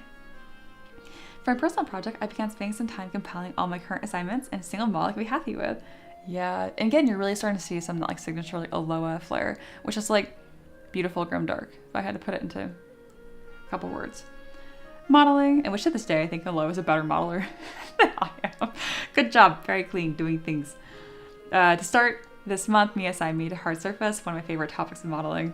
I decided to keep it simple and create some fun weapon designs before we move on to creating some armor. Oh yeah, we played Monster Hunter together. That's right, that's right. So freaking fun. Oh my goodness, yep. Insect glaive, bone armor, love bone armor. And then Lala Barina. I also really like that armor set too. That was really fun. All right, hard surface. And again, Aloha's really good at hard surface. Look at this. I hope you still have these assets because they're nice. Those layer so nicely. Yeah. There we go, dragon time. I knew it was coming. March ended with Mia handing me my first official project work. I decided to go for a fun dragon design as I thought it'd be a fun first project, which isn't a crazy ambitious, there we go, project, and they still did great. Here's some study they did of this line work. Yep. And like flow line of action. This was so funny because they did a dragon, but they also did like a Torii gate, and it was a lot of work. Look at that. So cool. This was the final result of my first character project with Mia. I learned a lot through this process, but it was the start of my proper workflow and pipeline coming together. And we're gonna do a little zoom in on this because I never get tired of that. It's so cool. And already, I mean, yeah, you could always improve, blah, blah, blah, blah, but it's still so cool, like how I'm trying not to praise the speed at which you grew because that doesn't really matter. It's just the fact that you did. Let's focus on that. I think we harp on that too much. Like, oh, you learned so fast. It doesn't matter. It doesn't matter. It's cool. But the fact is that you did improve. That's the most important thing. Moo. Throughout April, I also pushed Mia to create a slightly unhinged mushroom, which would then lead to the Taverb pet line. I also love fun art for M3DM, such as the point coin, and finalized my assignment pieces in the character below. And they're just lingual. My wife and I allow cheating at our house. We just have alternate house rules. We get rewarded or punished based on how good you can do it. And this is my favorite out of context moments that happened this month. Oh my goodness. This was my favorite. Yeah, to finish off the April wrap up, Mia moved on to a humanoid character project. Spent a lot of time researching varying types of designs I liked, along with some hard surface elements I wanted to try out. Ah, so cool. And this is the character. It really starts to come together. I actually showed this gun to Ricky to have him help me review it because it's not really a strong point. And some of that feedback was also from Ricky, fun fact. Yeah, everything was from scratch. They did the pose and then they did the fabric folds. This entire project was the first major stepping stone in my future project. I learned so much with this one and I'm really happy with it. And you should, because you spent a ton of time and I struggled with it, at the time, and you just did fabulous. Look at this, look at these fabric folds. Awesome. Till this day, it's one of my biggest personal flexes and just how much work went into clothing. Yeah, it's awesome. It's so freaking good. I need more zoom in. Yeah. I gave such picky feedback on this. I even gave Aloha a history lesson on the sword, and it's when people are at this level, sometimes you need to have pretty much a history lesson to continue to improve and get that next level of accuracy and layering and detail. Yeah, even I was that's ridiculous. I gave you a samurai lesson. Anyway, they appreciated it. They're cool. Yeah, channel mod. Throughout May, Mia decided to let me ascend as a mod for the channel. This is when I first decorated the Discord and asked Mia to do the first mystery stream. Oh god, that was so much work. And I was so panicked. I could just do that now. I would not freak out. And then Aloha decorated the Discord, which is very much so needed. This is a Mia Australian designing. Yeah, and this is how I based the lore scroll off of, which you probably noticed. Yep. Moving into June, gonna venture on my own with the mentorship. Yeah, this is when you kind of flew the nest, and I'm always just do you need help? How are you doing? Empress just did that to me recently too. They grow up so fast, and you don't realize it happening. And then I realize I get so used to seeing messages from you guys every day, and then I don't, because you're just making art and being great. And I'm just kind of I'm so proud of you.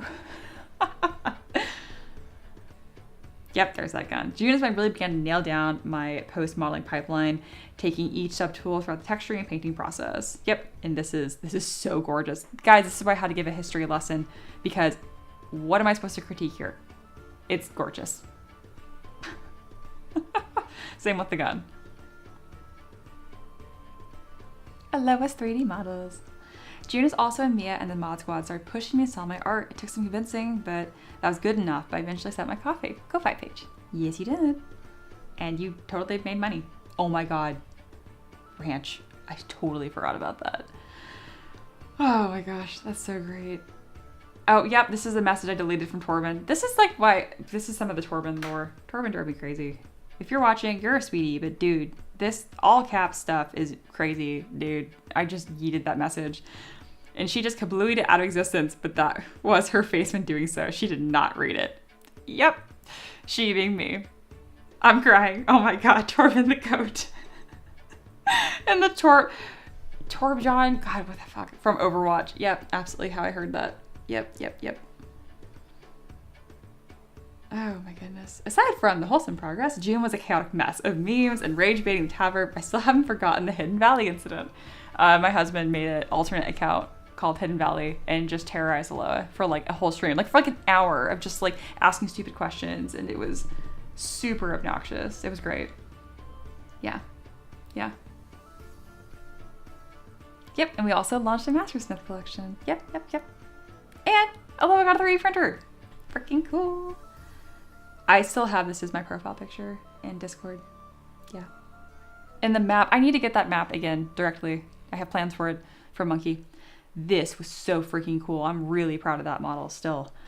Throughout July, we also had the next mystery stream, which was Theme Run D&D. We had some high quality art that Mia began to unlock as she sculpted. It was so freaking fun.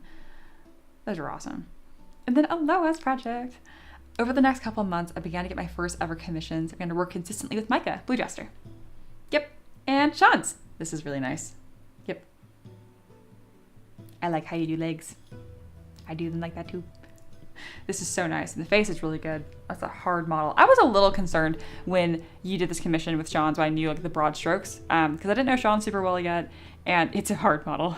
It's a really hard model. So I was like, please be nice, you're my student. And you were great. You guys were a great team.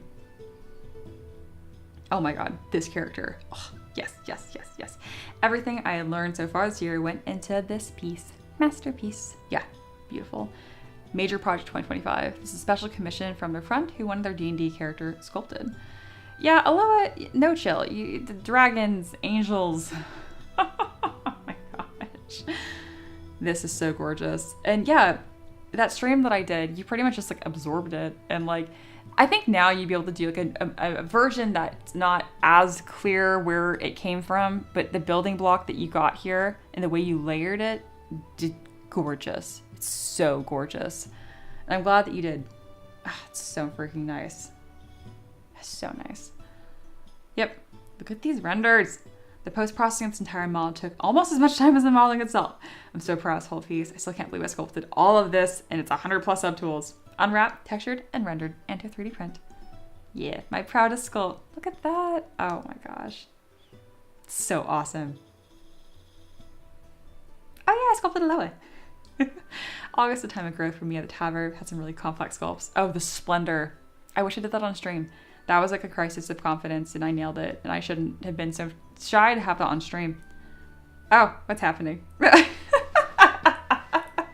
stupid bingo card. Oh my gosh, you guys, what do you do to me? Oh, this is beautiful. You have been placed in timeout by the owner of this video or a moderator. Edit and try again. No Aloha. Christ. Oh my gosh. August Chaos. In the chat page. Oh yeah, Sculptober. I got, the freaking website got done. Yeah. Yes, absolutely. Oh yeah, we are dropping more stuff. Yes, more things. This one is still for sale. Again, it's the first one with our business name on it, M3DM. We're going to do other ones that are a little more like artsy, but yeah. That was fun. Digging into these. Yep. Her overall quality designs also really started to show, with one of my favorite designs of hers being created this month. Oh, nice. I'm glad you think so. I really enjoyed doing that one. That was fun. It's when I started embracing like sloppy sculpting. Yeah. More Aloha work. I haven't seen this one yet.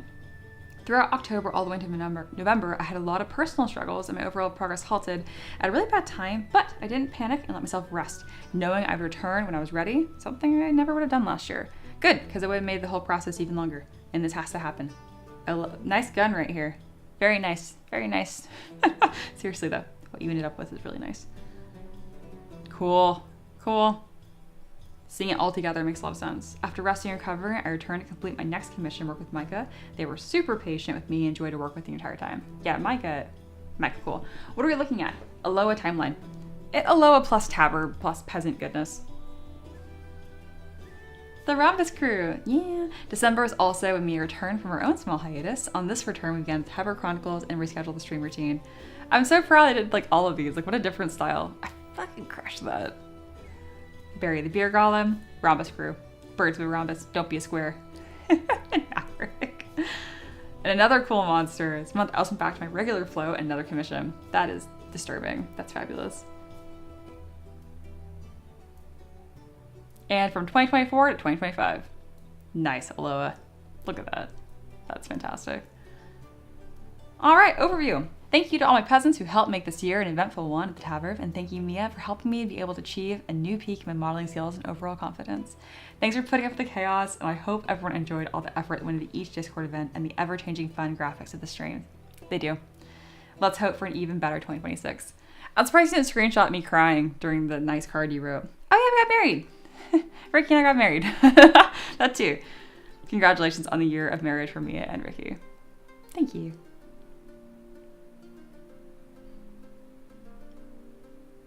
And fun fact with these pictures, Ricky took these. We don't have like a clicker, so he had the camera on a tripod and he would set it to a timer of 10 seconds and then he'd run over to place. So He is just like hot air breathing at me, like, because like he ran. It was so stupid. That's why my laugh is genuine there. I'm like, oh my god, this is stupid. But it's beautiful and we're in love. Neat. Oh my goodness. It was a good year, guys. It was a really good year. Chaos Scroll.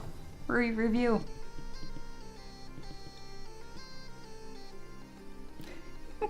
It's very kind of you not to screenshot me crying with your stupid letter that everyone signed. Hello, welcome me back. And you guys signed it and wrote nice things. And then I cried on stream. Neat. Not gonna do that next year.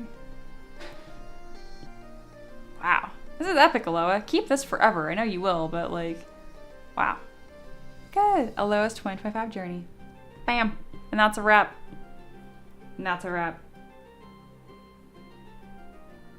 Heavy breathing. Yeah. Oh, goodness. Where is my... Boop. There we go. Bye, GW. I miss you. Very good. Clap frantically. This was awesome, yeah. Yeah, what a year. Oh my goodness. It's fun to kind of see when you guys kind of joined the timeline too. You know, we kind of just slowly collected more and more peasants as we go. It's been awesome. Memed it. Ain't it?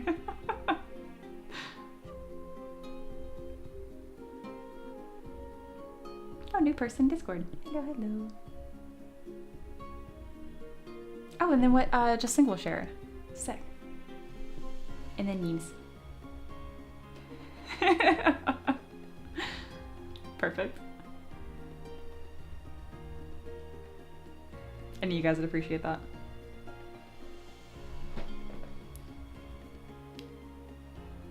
Yeah, it was a big year, y'all. Great year. Just big year. It's been awesome to chill and work with you. It has been. Paint says, I hope to show you something like this even half as well, perfectly done, Aloha. If you do, I'm happy to share it on stream. Yeah, Empress and Paint, if both of y'all kind of want to do the same thing, no pressure. You can just do a single page. Doesn't need to be a whole thing. It's fine. Even just like a beginning of the year, end of the year, pick one. I would love to show you guys off.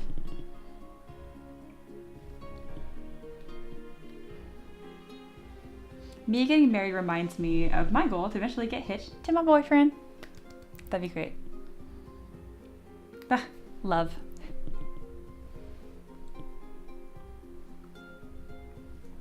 And if any of y'all are on the fence about learning how to sculpt and the whole process, like, it looks different for everyone.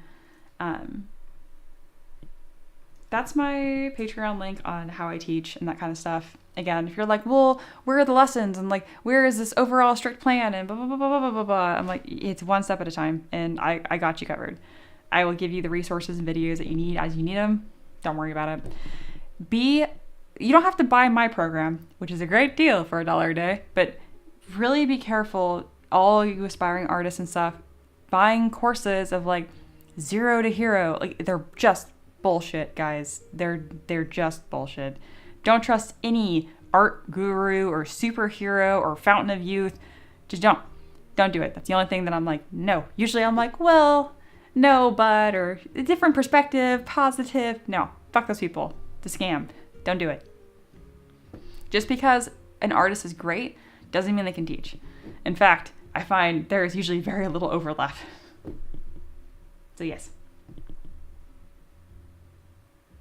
There we go. Mia's free-flowing personalized learning is very neurodivergent friendly. That's why I joined. Yes, exactly. From one to another.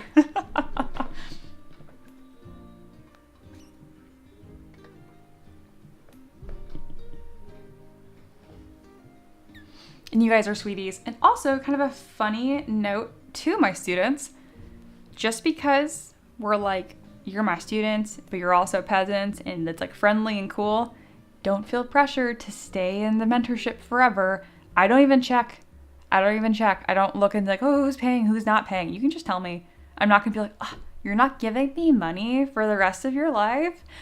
Seriously, don't feel weird if you're like, I just want to break it. $30 a month adds up. Like, I just can't stress that enough. Don't be weird. Don't give me money because you're too awkward to cancel. There we go. Gotta balance my advertisement with a don't give me money. Yeah. And they're so far too. Yes, yes, yes. So many students here. Also, congrats, Mia. You read about 5,000 words. This is my assignments. Very fast. It's really cool to see familiar assignments done so different. Well done, Aloha. Right? Isn't that fun? Yeah.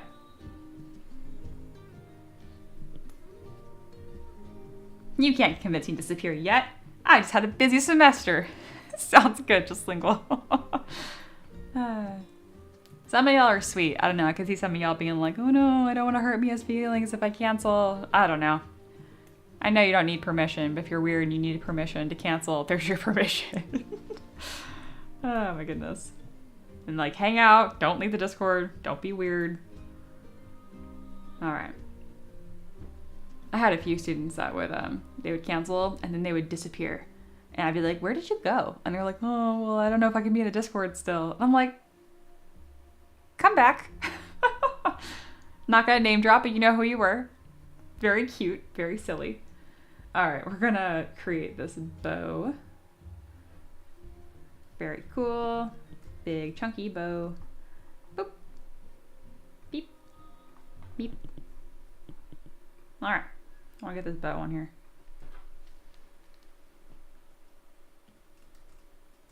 Just Lingual says, I'll probably just ask for another assignment because I keep redoing the pauldrons and should move on. Yeah, at any point, if you guys are doing an assignment and you're stuck, just ask for a new one. I would way rather you have to do a bunch of assignments than obsess on one for months or even weeks or even days sometimes. Just chew through the process. Just keep going. You'll get more comfortable as you restart. Like, for example, like I started a playthrough on Divinity Original Sin 2.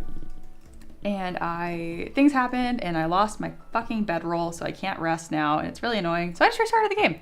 And it's a lot more fun the second time because it's like, oh, you lost 10 hours or whatever. And I'm like, I guess.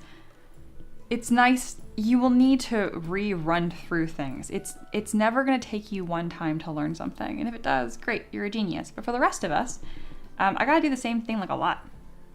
Like many times before I get the hang of it. This bow is so heckin' cute. Cute. All right, it's not this style of bow yet. So let's make it that style. First of all, the bottom pieces aren't really there at all. Second, it's wider. So we're gonna grab the center piece and widen it. Cute. There we go. And then it kind of has like sharper corners. That's not something I need to worry about as much though. I do want it to be curved more though. There we are. And then we're gonna take these top and bottom pieces and we're going to duplicate them. Split mask points, mirror, and then rotate them up to fit. Kind of like that.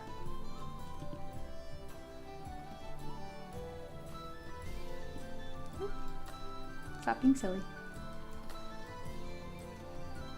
They do tuck underneath.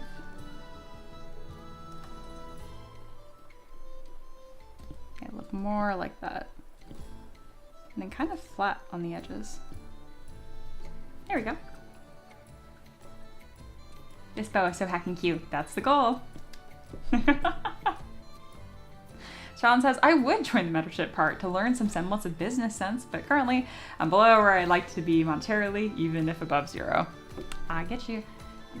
But currently, yeah, it's tricky. Selling your art is super tricky, and like, I will just flat out tell you, I might be able to help you, I might not. There are so many factors that go into making money with art. So many. And I would never ever mislead people into thinking I had all the answers just because I did it. You could do exactly what I did and maybe not see the same success because there's just so many variables. That being said, Aloha knows this. I'm not protective over my process at all. Steal my stuff, not my art, but like my process, I don't care. If it works for you, great. There's plenty of room at the table.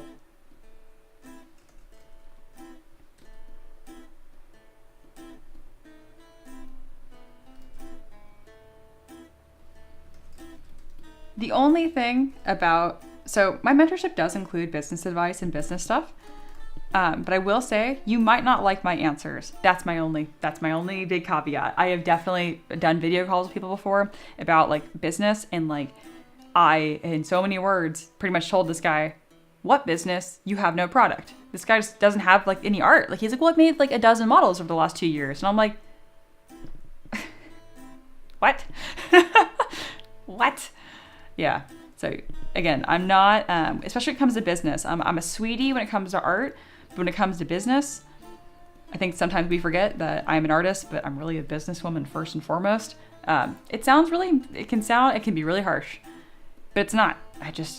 Time is money, honey. I'm just going to tell you if you're doing it or not. So, yes. Yes. Oh, Aloha said, Mia, I did have an idea for mystery streams next year. I wanted them to be more in line with what you were already doing, so it makes sense to take time out to do them whilst being cool models to have in your library for other peasants.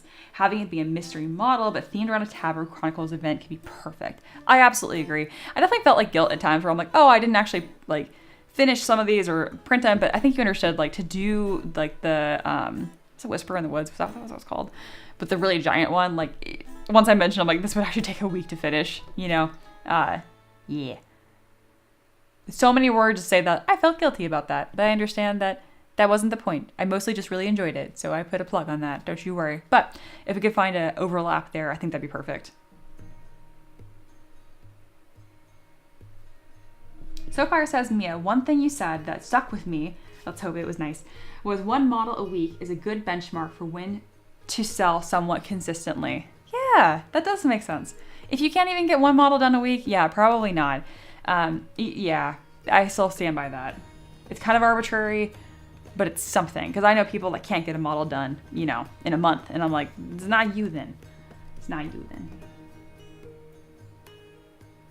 Yeah, Sean says, the fact is that everything I sell is grossly underpriced. The fix is tedious and challenging.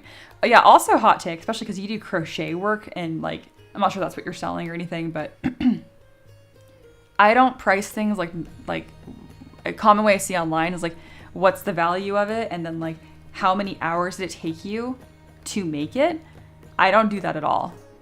I am so focused on streamlining my process and making the product quickly that I don't, I look at how much I want to make in a day. So if I want to make $3,000 a month, I want to make about $100 a day. So how can I make $100 worth of product a day is how I see that. And my day, 8-hour work day, sure. You're really only going to realistically get 5 hours of art done. And that's generous. That gives you 3 hours for packaging, advertising, the oven catching on fire, like just dumb shit that's going to happen. Going to the dentist for a whole day, like stuff like that. Never budget more than 5 hours. Expect to get more than 5 hours of legit pen on paper, crochet hook on yarn time if you're gonna be building a business. Cause yeah, and for like only 5 hours, I'm like, I know, didn't say it was easy. Empress, I wish I was selling already. Yeah. There we go. Paint said, I did commission painting and did it by the hour, but normally undershot the real time spent. Yeah, I would just instead be like, again, I would look at like a mini like this and I'd be like, I would probably sell a painted mini like this if I did like a pretty good job for like $25. That just sounds like a good number to me. I don't even know what the market is, but I would say 25. So that's how I know how much time I have to budget on it. You know what I mean? Like I'm not gonna spend 2 hours on it then. If it takes me more than 2 hours to paint this, it's not economically viable. But if it's a hobby, just if you want to like have a side hustle for fun, that's fine. I pay like my health insurance with this money in my bills. So yeah.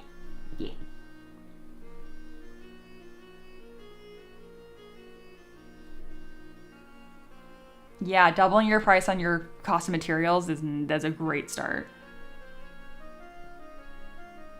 Yeah, they underestimate how much time they spend doing non-art parts of their business, which is the business. You're pretty spot on with the price. Oh, sweet. So yeah, if you're I would never spend more than an hour painting it, ever. The jumper thing looks so floofy. It does. The bow? I like this bow a lot. It's very nice. Also, and thank you, Aloha. I don't know if that was on purpose, but Aloha's like, you have a model on stream still. I do just forget sometimes. So, thanks. Whether it was intentional or not. I can do both. I can talk and art. Christ. I think it's towards the end of the stream, so I'm probably just wanting a little break anyway, but yeah, good comment.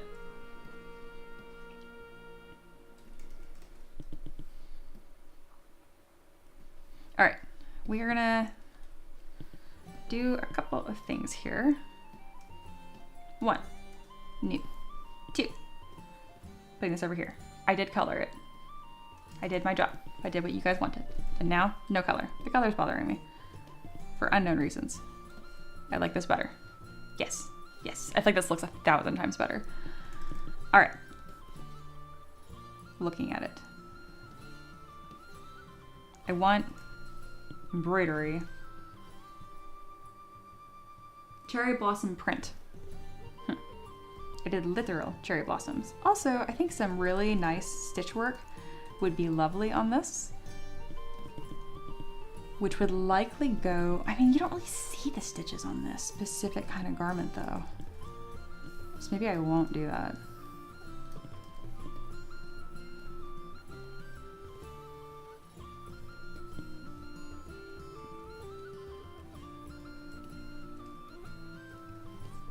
Okay, I do like it with this undertone. Anyway, go away.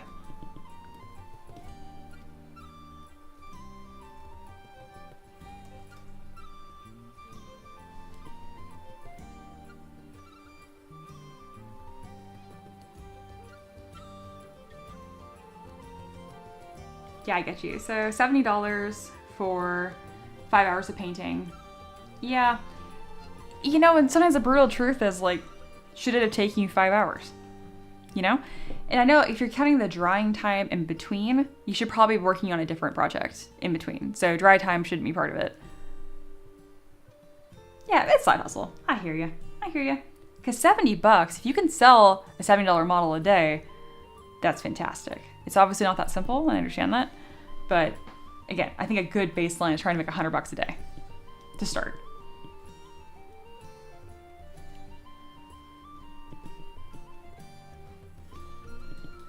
I do not look at the hourly at all because my hourly is going to change so much. My initial hourly was terrible, y'all. But I'm not going to pass that cost off to my customer just because I am slow as shit. You know what I mean? 1000% agree. It should not take it that long. Because you're just chilling, because it's a side hustle. So that's great. If you know you can get it done in like 2 hours, then you're fine. Aloha knows this, but I have used the streams as a great motivator to get faster. And you guys have seen it on real time of me learning how to sculpt faster. It looks a lot like that's good enough, and moving on. And over time, that will just drain your artistic soul. You have to find a good balance. Because that's good enough does not make your art brain happy. That hurts your art soul a little bit. It feels like a concession. It feels like a failure. And part of it can be like, oh, deciding that it actually was good enough, or loving your art, or blah, blah, blah, blah. Being able to dig into the tedium of a piece is part of like what's enjoyable about it. So you gotta have to kind of strike a balance. I hope that made sense. If that did not make sense and you were like, wait, that was incoherent, but I feel like I wanted to know what you meant, just ask. I have introduced a lot of asymmetrical sculpting and sculpting by hand into my workflow recently to add a more unique look to my work and to keep that art soul alive.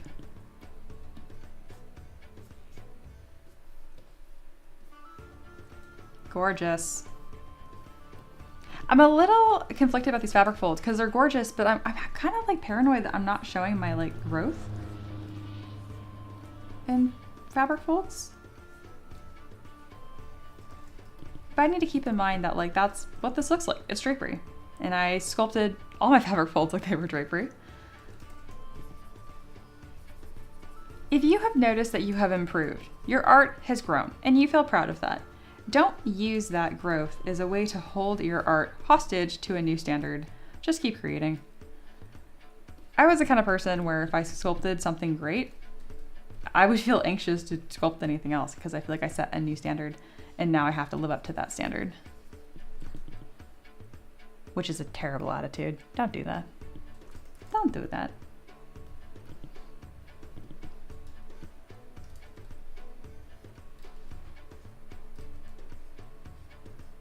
Just gonna add some swooshy fabric folds right here.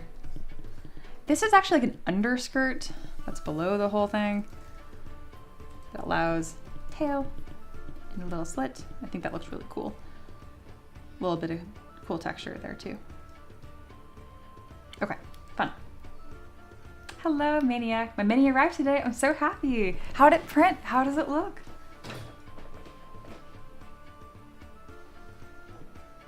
There we go. So far it says conversely, you shouldn't be punished monetarily for how fast you're fast at what you do. That was discussed in a podcast for designers who are quick and shouldn't charge hourly. Exactly. Exactly. When I am not streaming, I am at the point now where I can sculpt a model start to finish, including posing, in an hour. I don't do that on stream. One, because it's not fun. I have to be very focused, blah, blah, blah. But I was worried that if that was like known, it would discredit like, oh, you're overcharging, undercharging. I don't know. I don't really have a business system like that because I just like, it's $15 for 1,000 models, 1,200 actually at this point. But anyway, I would not change my pricing accordingly. You know, like, oh, now that you're faster, your work is worth less. So yeah, good point. Non-sleeper. Hello, non-sleeper. Oh my goodness, it's been a while. Just love listening to your design process as you talk. I love that you came checked in. Hello, hello. How are you doing up there? It's cold where you're at. It's cold, cold. It's beautiful. Good, Maniac. Oh, so happy because that was a great, great model you did. Super clean. Did you need any help? So everyone, Maniac did a lovely job sculpting their friend's character. Similar, Aloha. Anyway, and they were like, hey, what should my next project be? And I gave them a very open-ended one, which is to be create another character in that universe or create the arch villain in that universe, essentially like a complement character, which very on the nose would be like, I'm scratching my foot, would be like a werewolf or something, or like a wolf-like character to complement the bunny. If that's too open-ended, let me know. We can do a study on like fabric folds or like character faces or whatever. Can't see the sleeves trim I spent a day on, but I like it a lot regardless. Felt that in my soul. Felt that in my soul. I hear you. Yeah.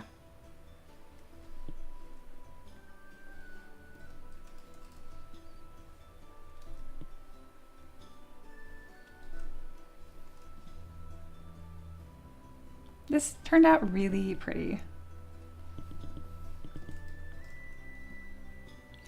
All right, Sean's, this is going to release, I don't know when, but when I finish the sculpt, I will send it to you in a DM directly. Wait, you don't have a 3D printer, do you? But you bought my models. Do you have a 3D printer, Sean's? I don't know, I don't know this. If you don't, I have a package I can sell you. It's like 25 bucks, and I send you a small version of your mini and a big one, like 50mm one, for 25 bucks. And then secret, we put a ton of other minis in there too. Like we usually give you like 4 copies total, but we just tell you one big, one small based on what fits. And then we also put like a D20 and stickers and whatever. But anyway, just let you know if you don't have a printer, we can work that out. I feel like you do have one though. I haven't set it up. That sounds right. That sounds right.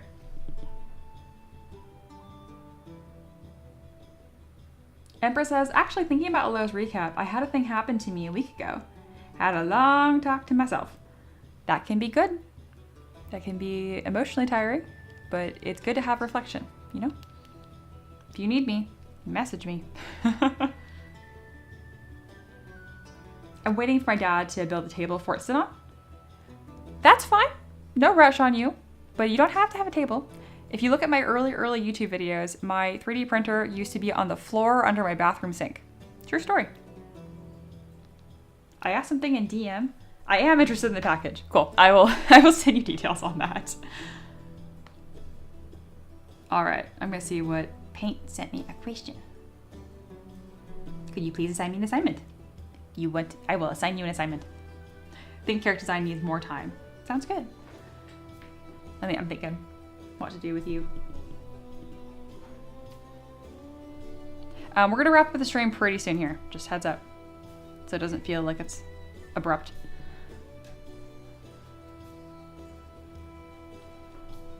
All right, I'm gonna DM Paint. Big or small? Like a project or an individual asset?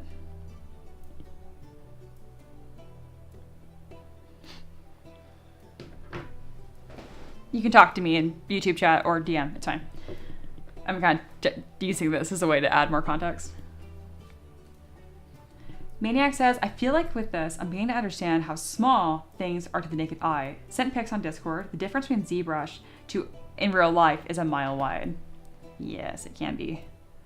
Absolutely. I want to see pictures of what you did. Or did you DM it to me? Oh, you DM'd it. I bet everyone would like to see it. But yeah. Oh, it's so gorgeous. Yes, that turned out great. I mean, that looks about the way I expected it to. It's beautiful. Yeah, because I thought the way you sculpted this was like very punchy and stylized. Like your folds are really confident. And I don't just mean folds in the fabric. I mean like underneath the eye and the crease of the ears. Oh, it's so gorgeous. So gorgeous. I'm glad you were really happy with it. Because you should be. Wow. Paint says, ooh, good question. Can chat decide? No. You have to decide, because the project's too much to get put on you if you don't want that. Non-sleeper says, yes, send assignments, lol. Do you want a new assignment too?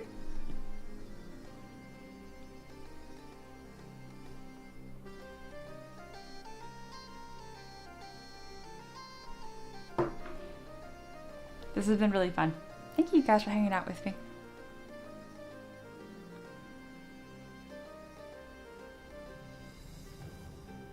I can print and sell my minis to Canadians. Probably something big and an individual asset. It's like a trick question because an individual asset is a project. You just do a bunch of them and then you end up with a character. So really, it's like, do you want many individual assets or do you want one? Excellent. All right.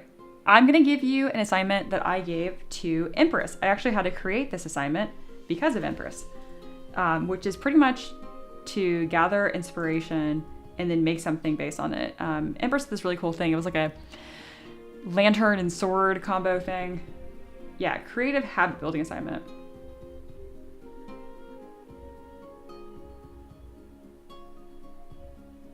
And then I did this with Just Lingual as well, which I asked, what aspect am I most excited to sculpt? What does success look like you for this assignment? That kind of stuff. All right, I'm gonna send this over to you, Paint. I'm gonna edit it slightly.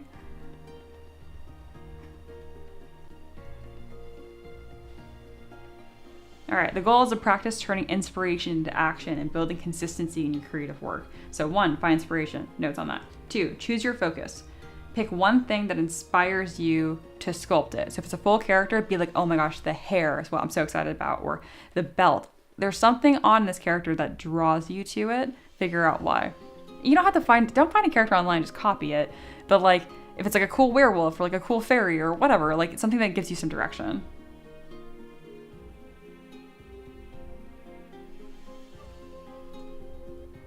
Bam, sent that over to you, Paint, to have all the notes on. Very good.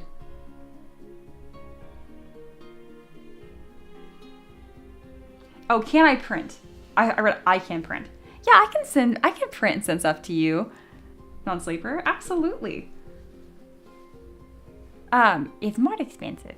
So it's like $25 plus like $5 shipping for the United States, but for Canada, it'd have to be like double the shipping. It'd be $10 instead of $5, which I feel bad. It's just like arbitrary, more expensive.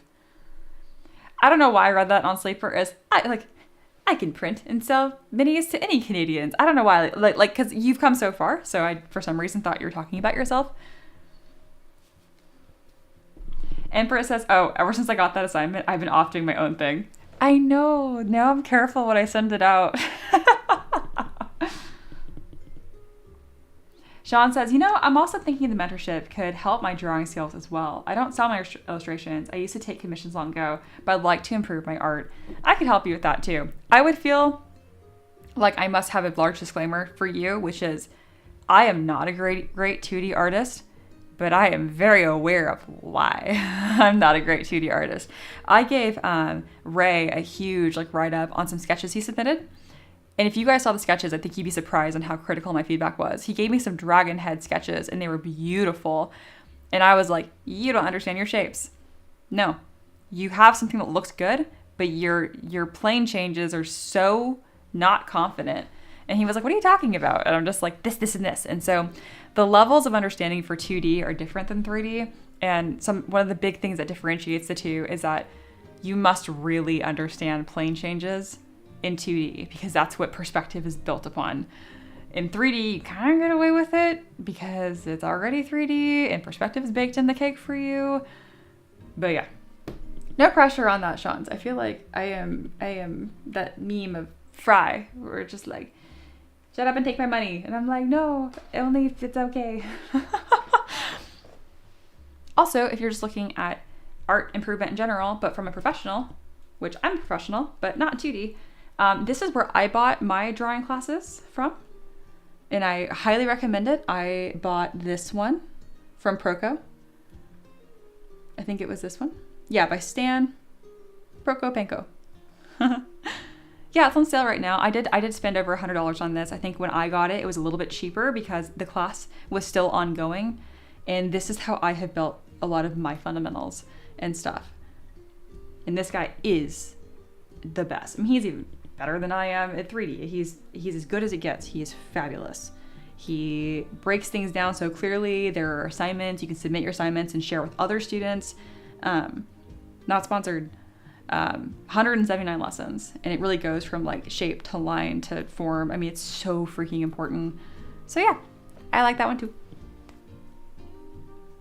Oh, sweet. Now Sleeper said, I wanted to help you with 3D printing for Canada. I have a Mars 5, Saturn, and P1S.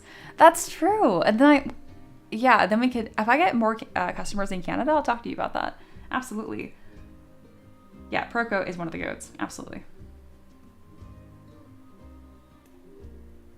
Yeah. All right. Now I'm just talking and talking and talking. If you guys need me, put that in resources. Yeah, you guys can post that in there. I already have Discord closed. What did I do? This was fun. I think it's coming along very, very nicely. It's looking very dragon, very cherry blossom, and very Japanese. Very nice. I do want to add a fabric fold on this because it's perfectly flat, and that is looking a little funny to me.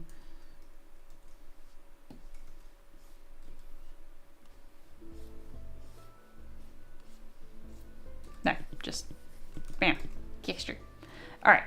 This was so much fun. Again, Sean's, I will be working on this and posing it off stream. Go away, Google Chrome. And when I finish it, I will send it over to you. She needs hair, like vines for hair. You know I feel odd about putting hair. That's one thing I mentioned. I don't know about this. I don't put hair on animals that don't have hair. I can workshop having some of the antlers come down to be kind of like this, kind of like a dual layered thing. I can work with that. That's the only thing that I'm always kind of weird about. Otherwise it looks like they have a wig tacked on. But I can definitely work with the horns. I'm gonna rework the horns a bit here. Yeah, I don't love that either.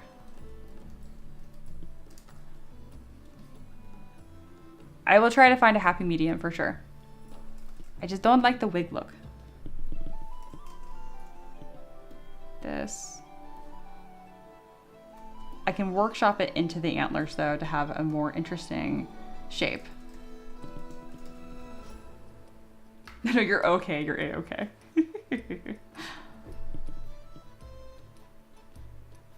I was thinking like fiber hair. I was thinking like vines. I get you. That's why like I think I can find a happy medium on that.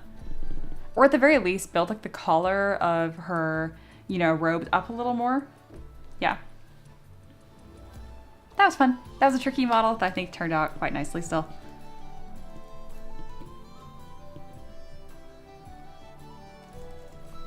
Awesome. Thank you guys so much for hanging out with me. If you need me, you know where to find me. Till then, I am going to stream next Tuesday probably.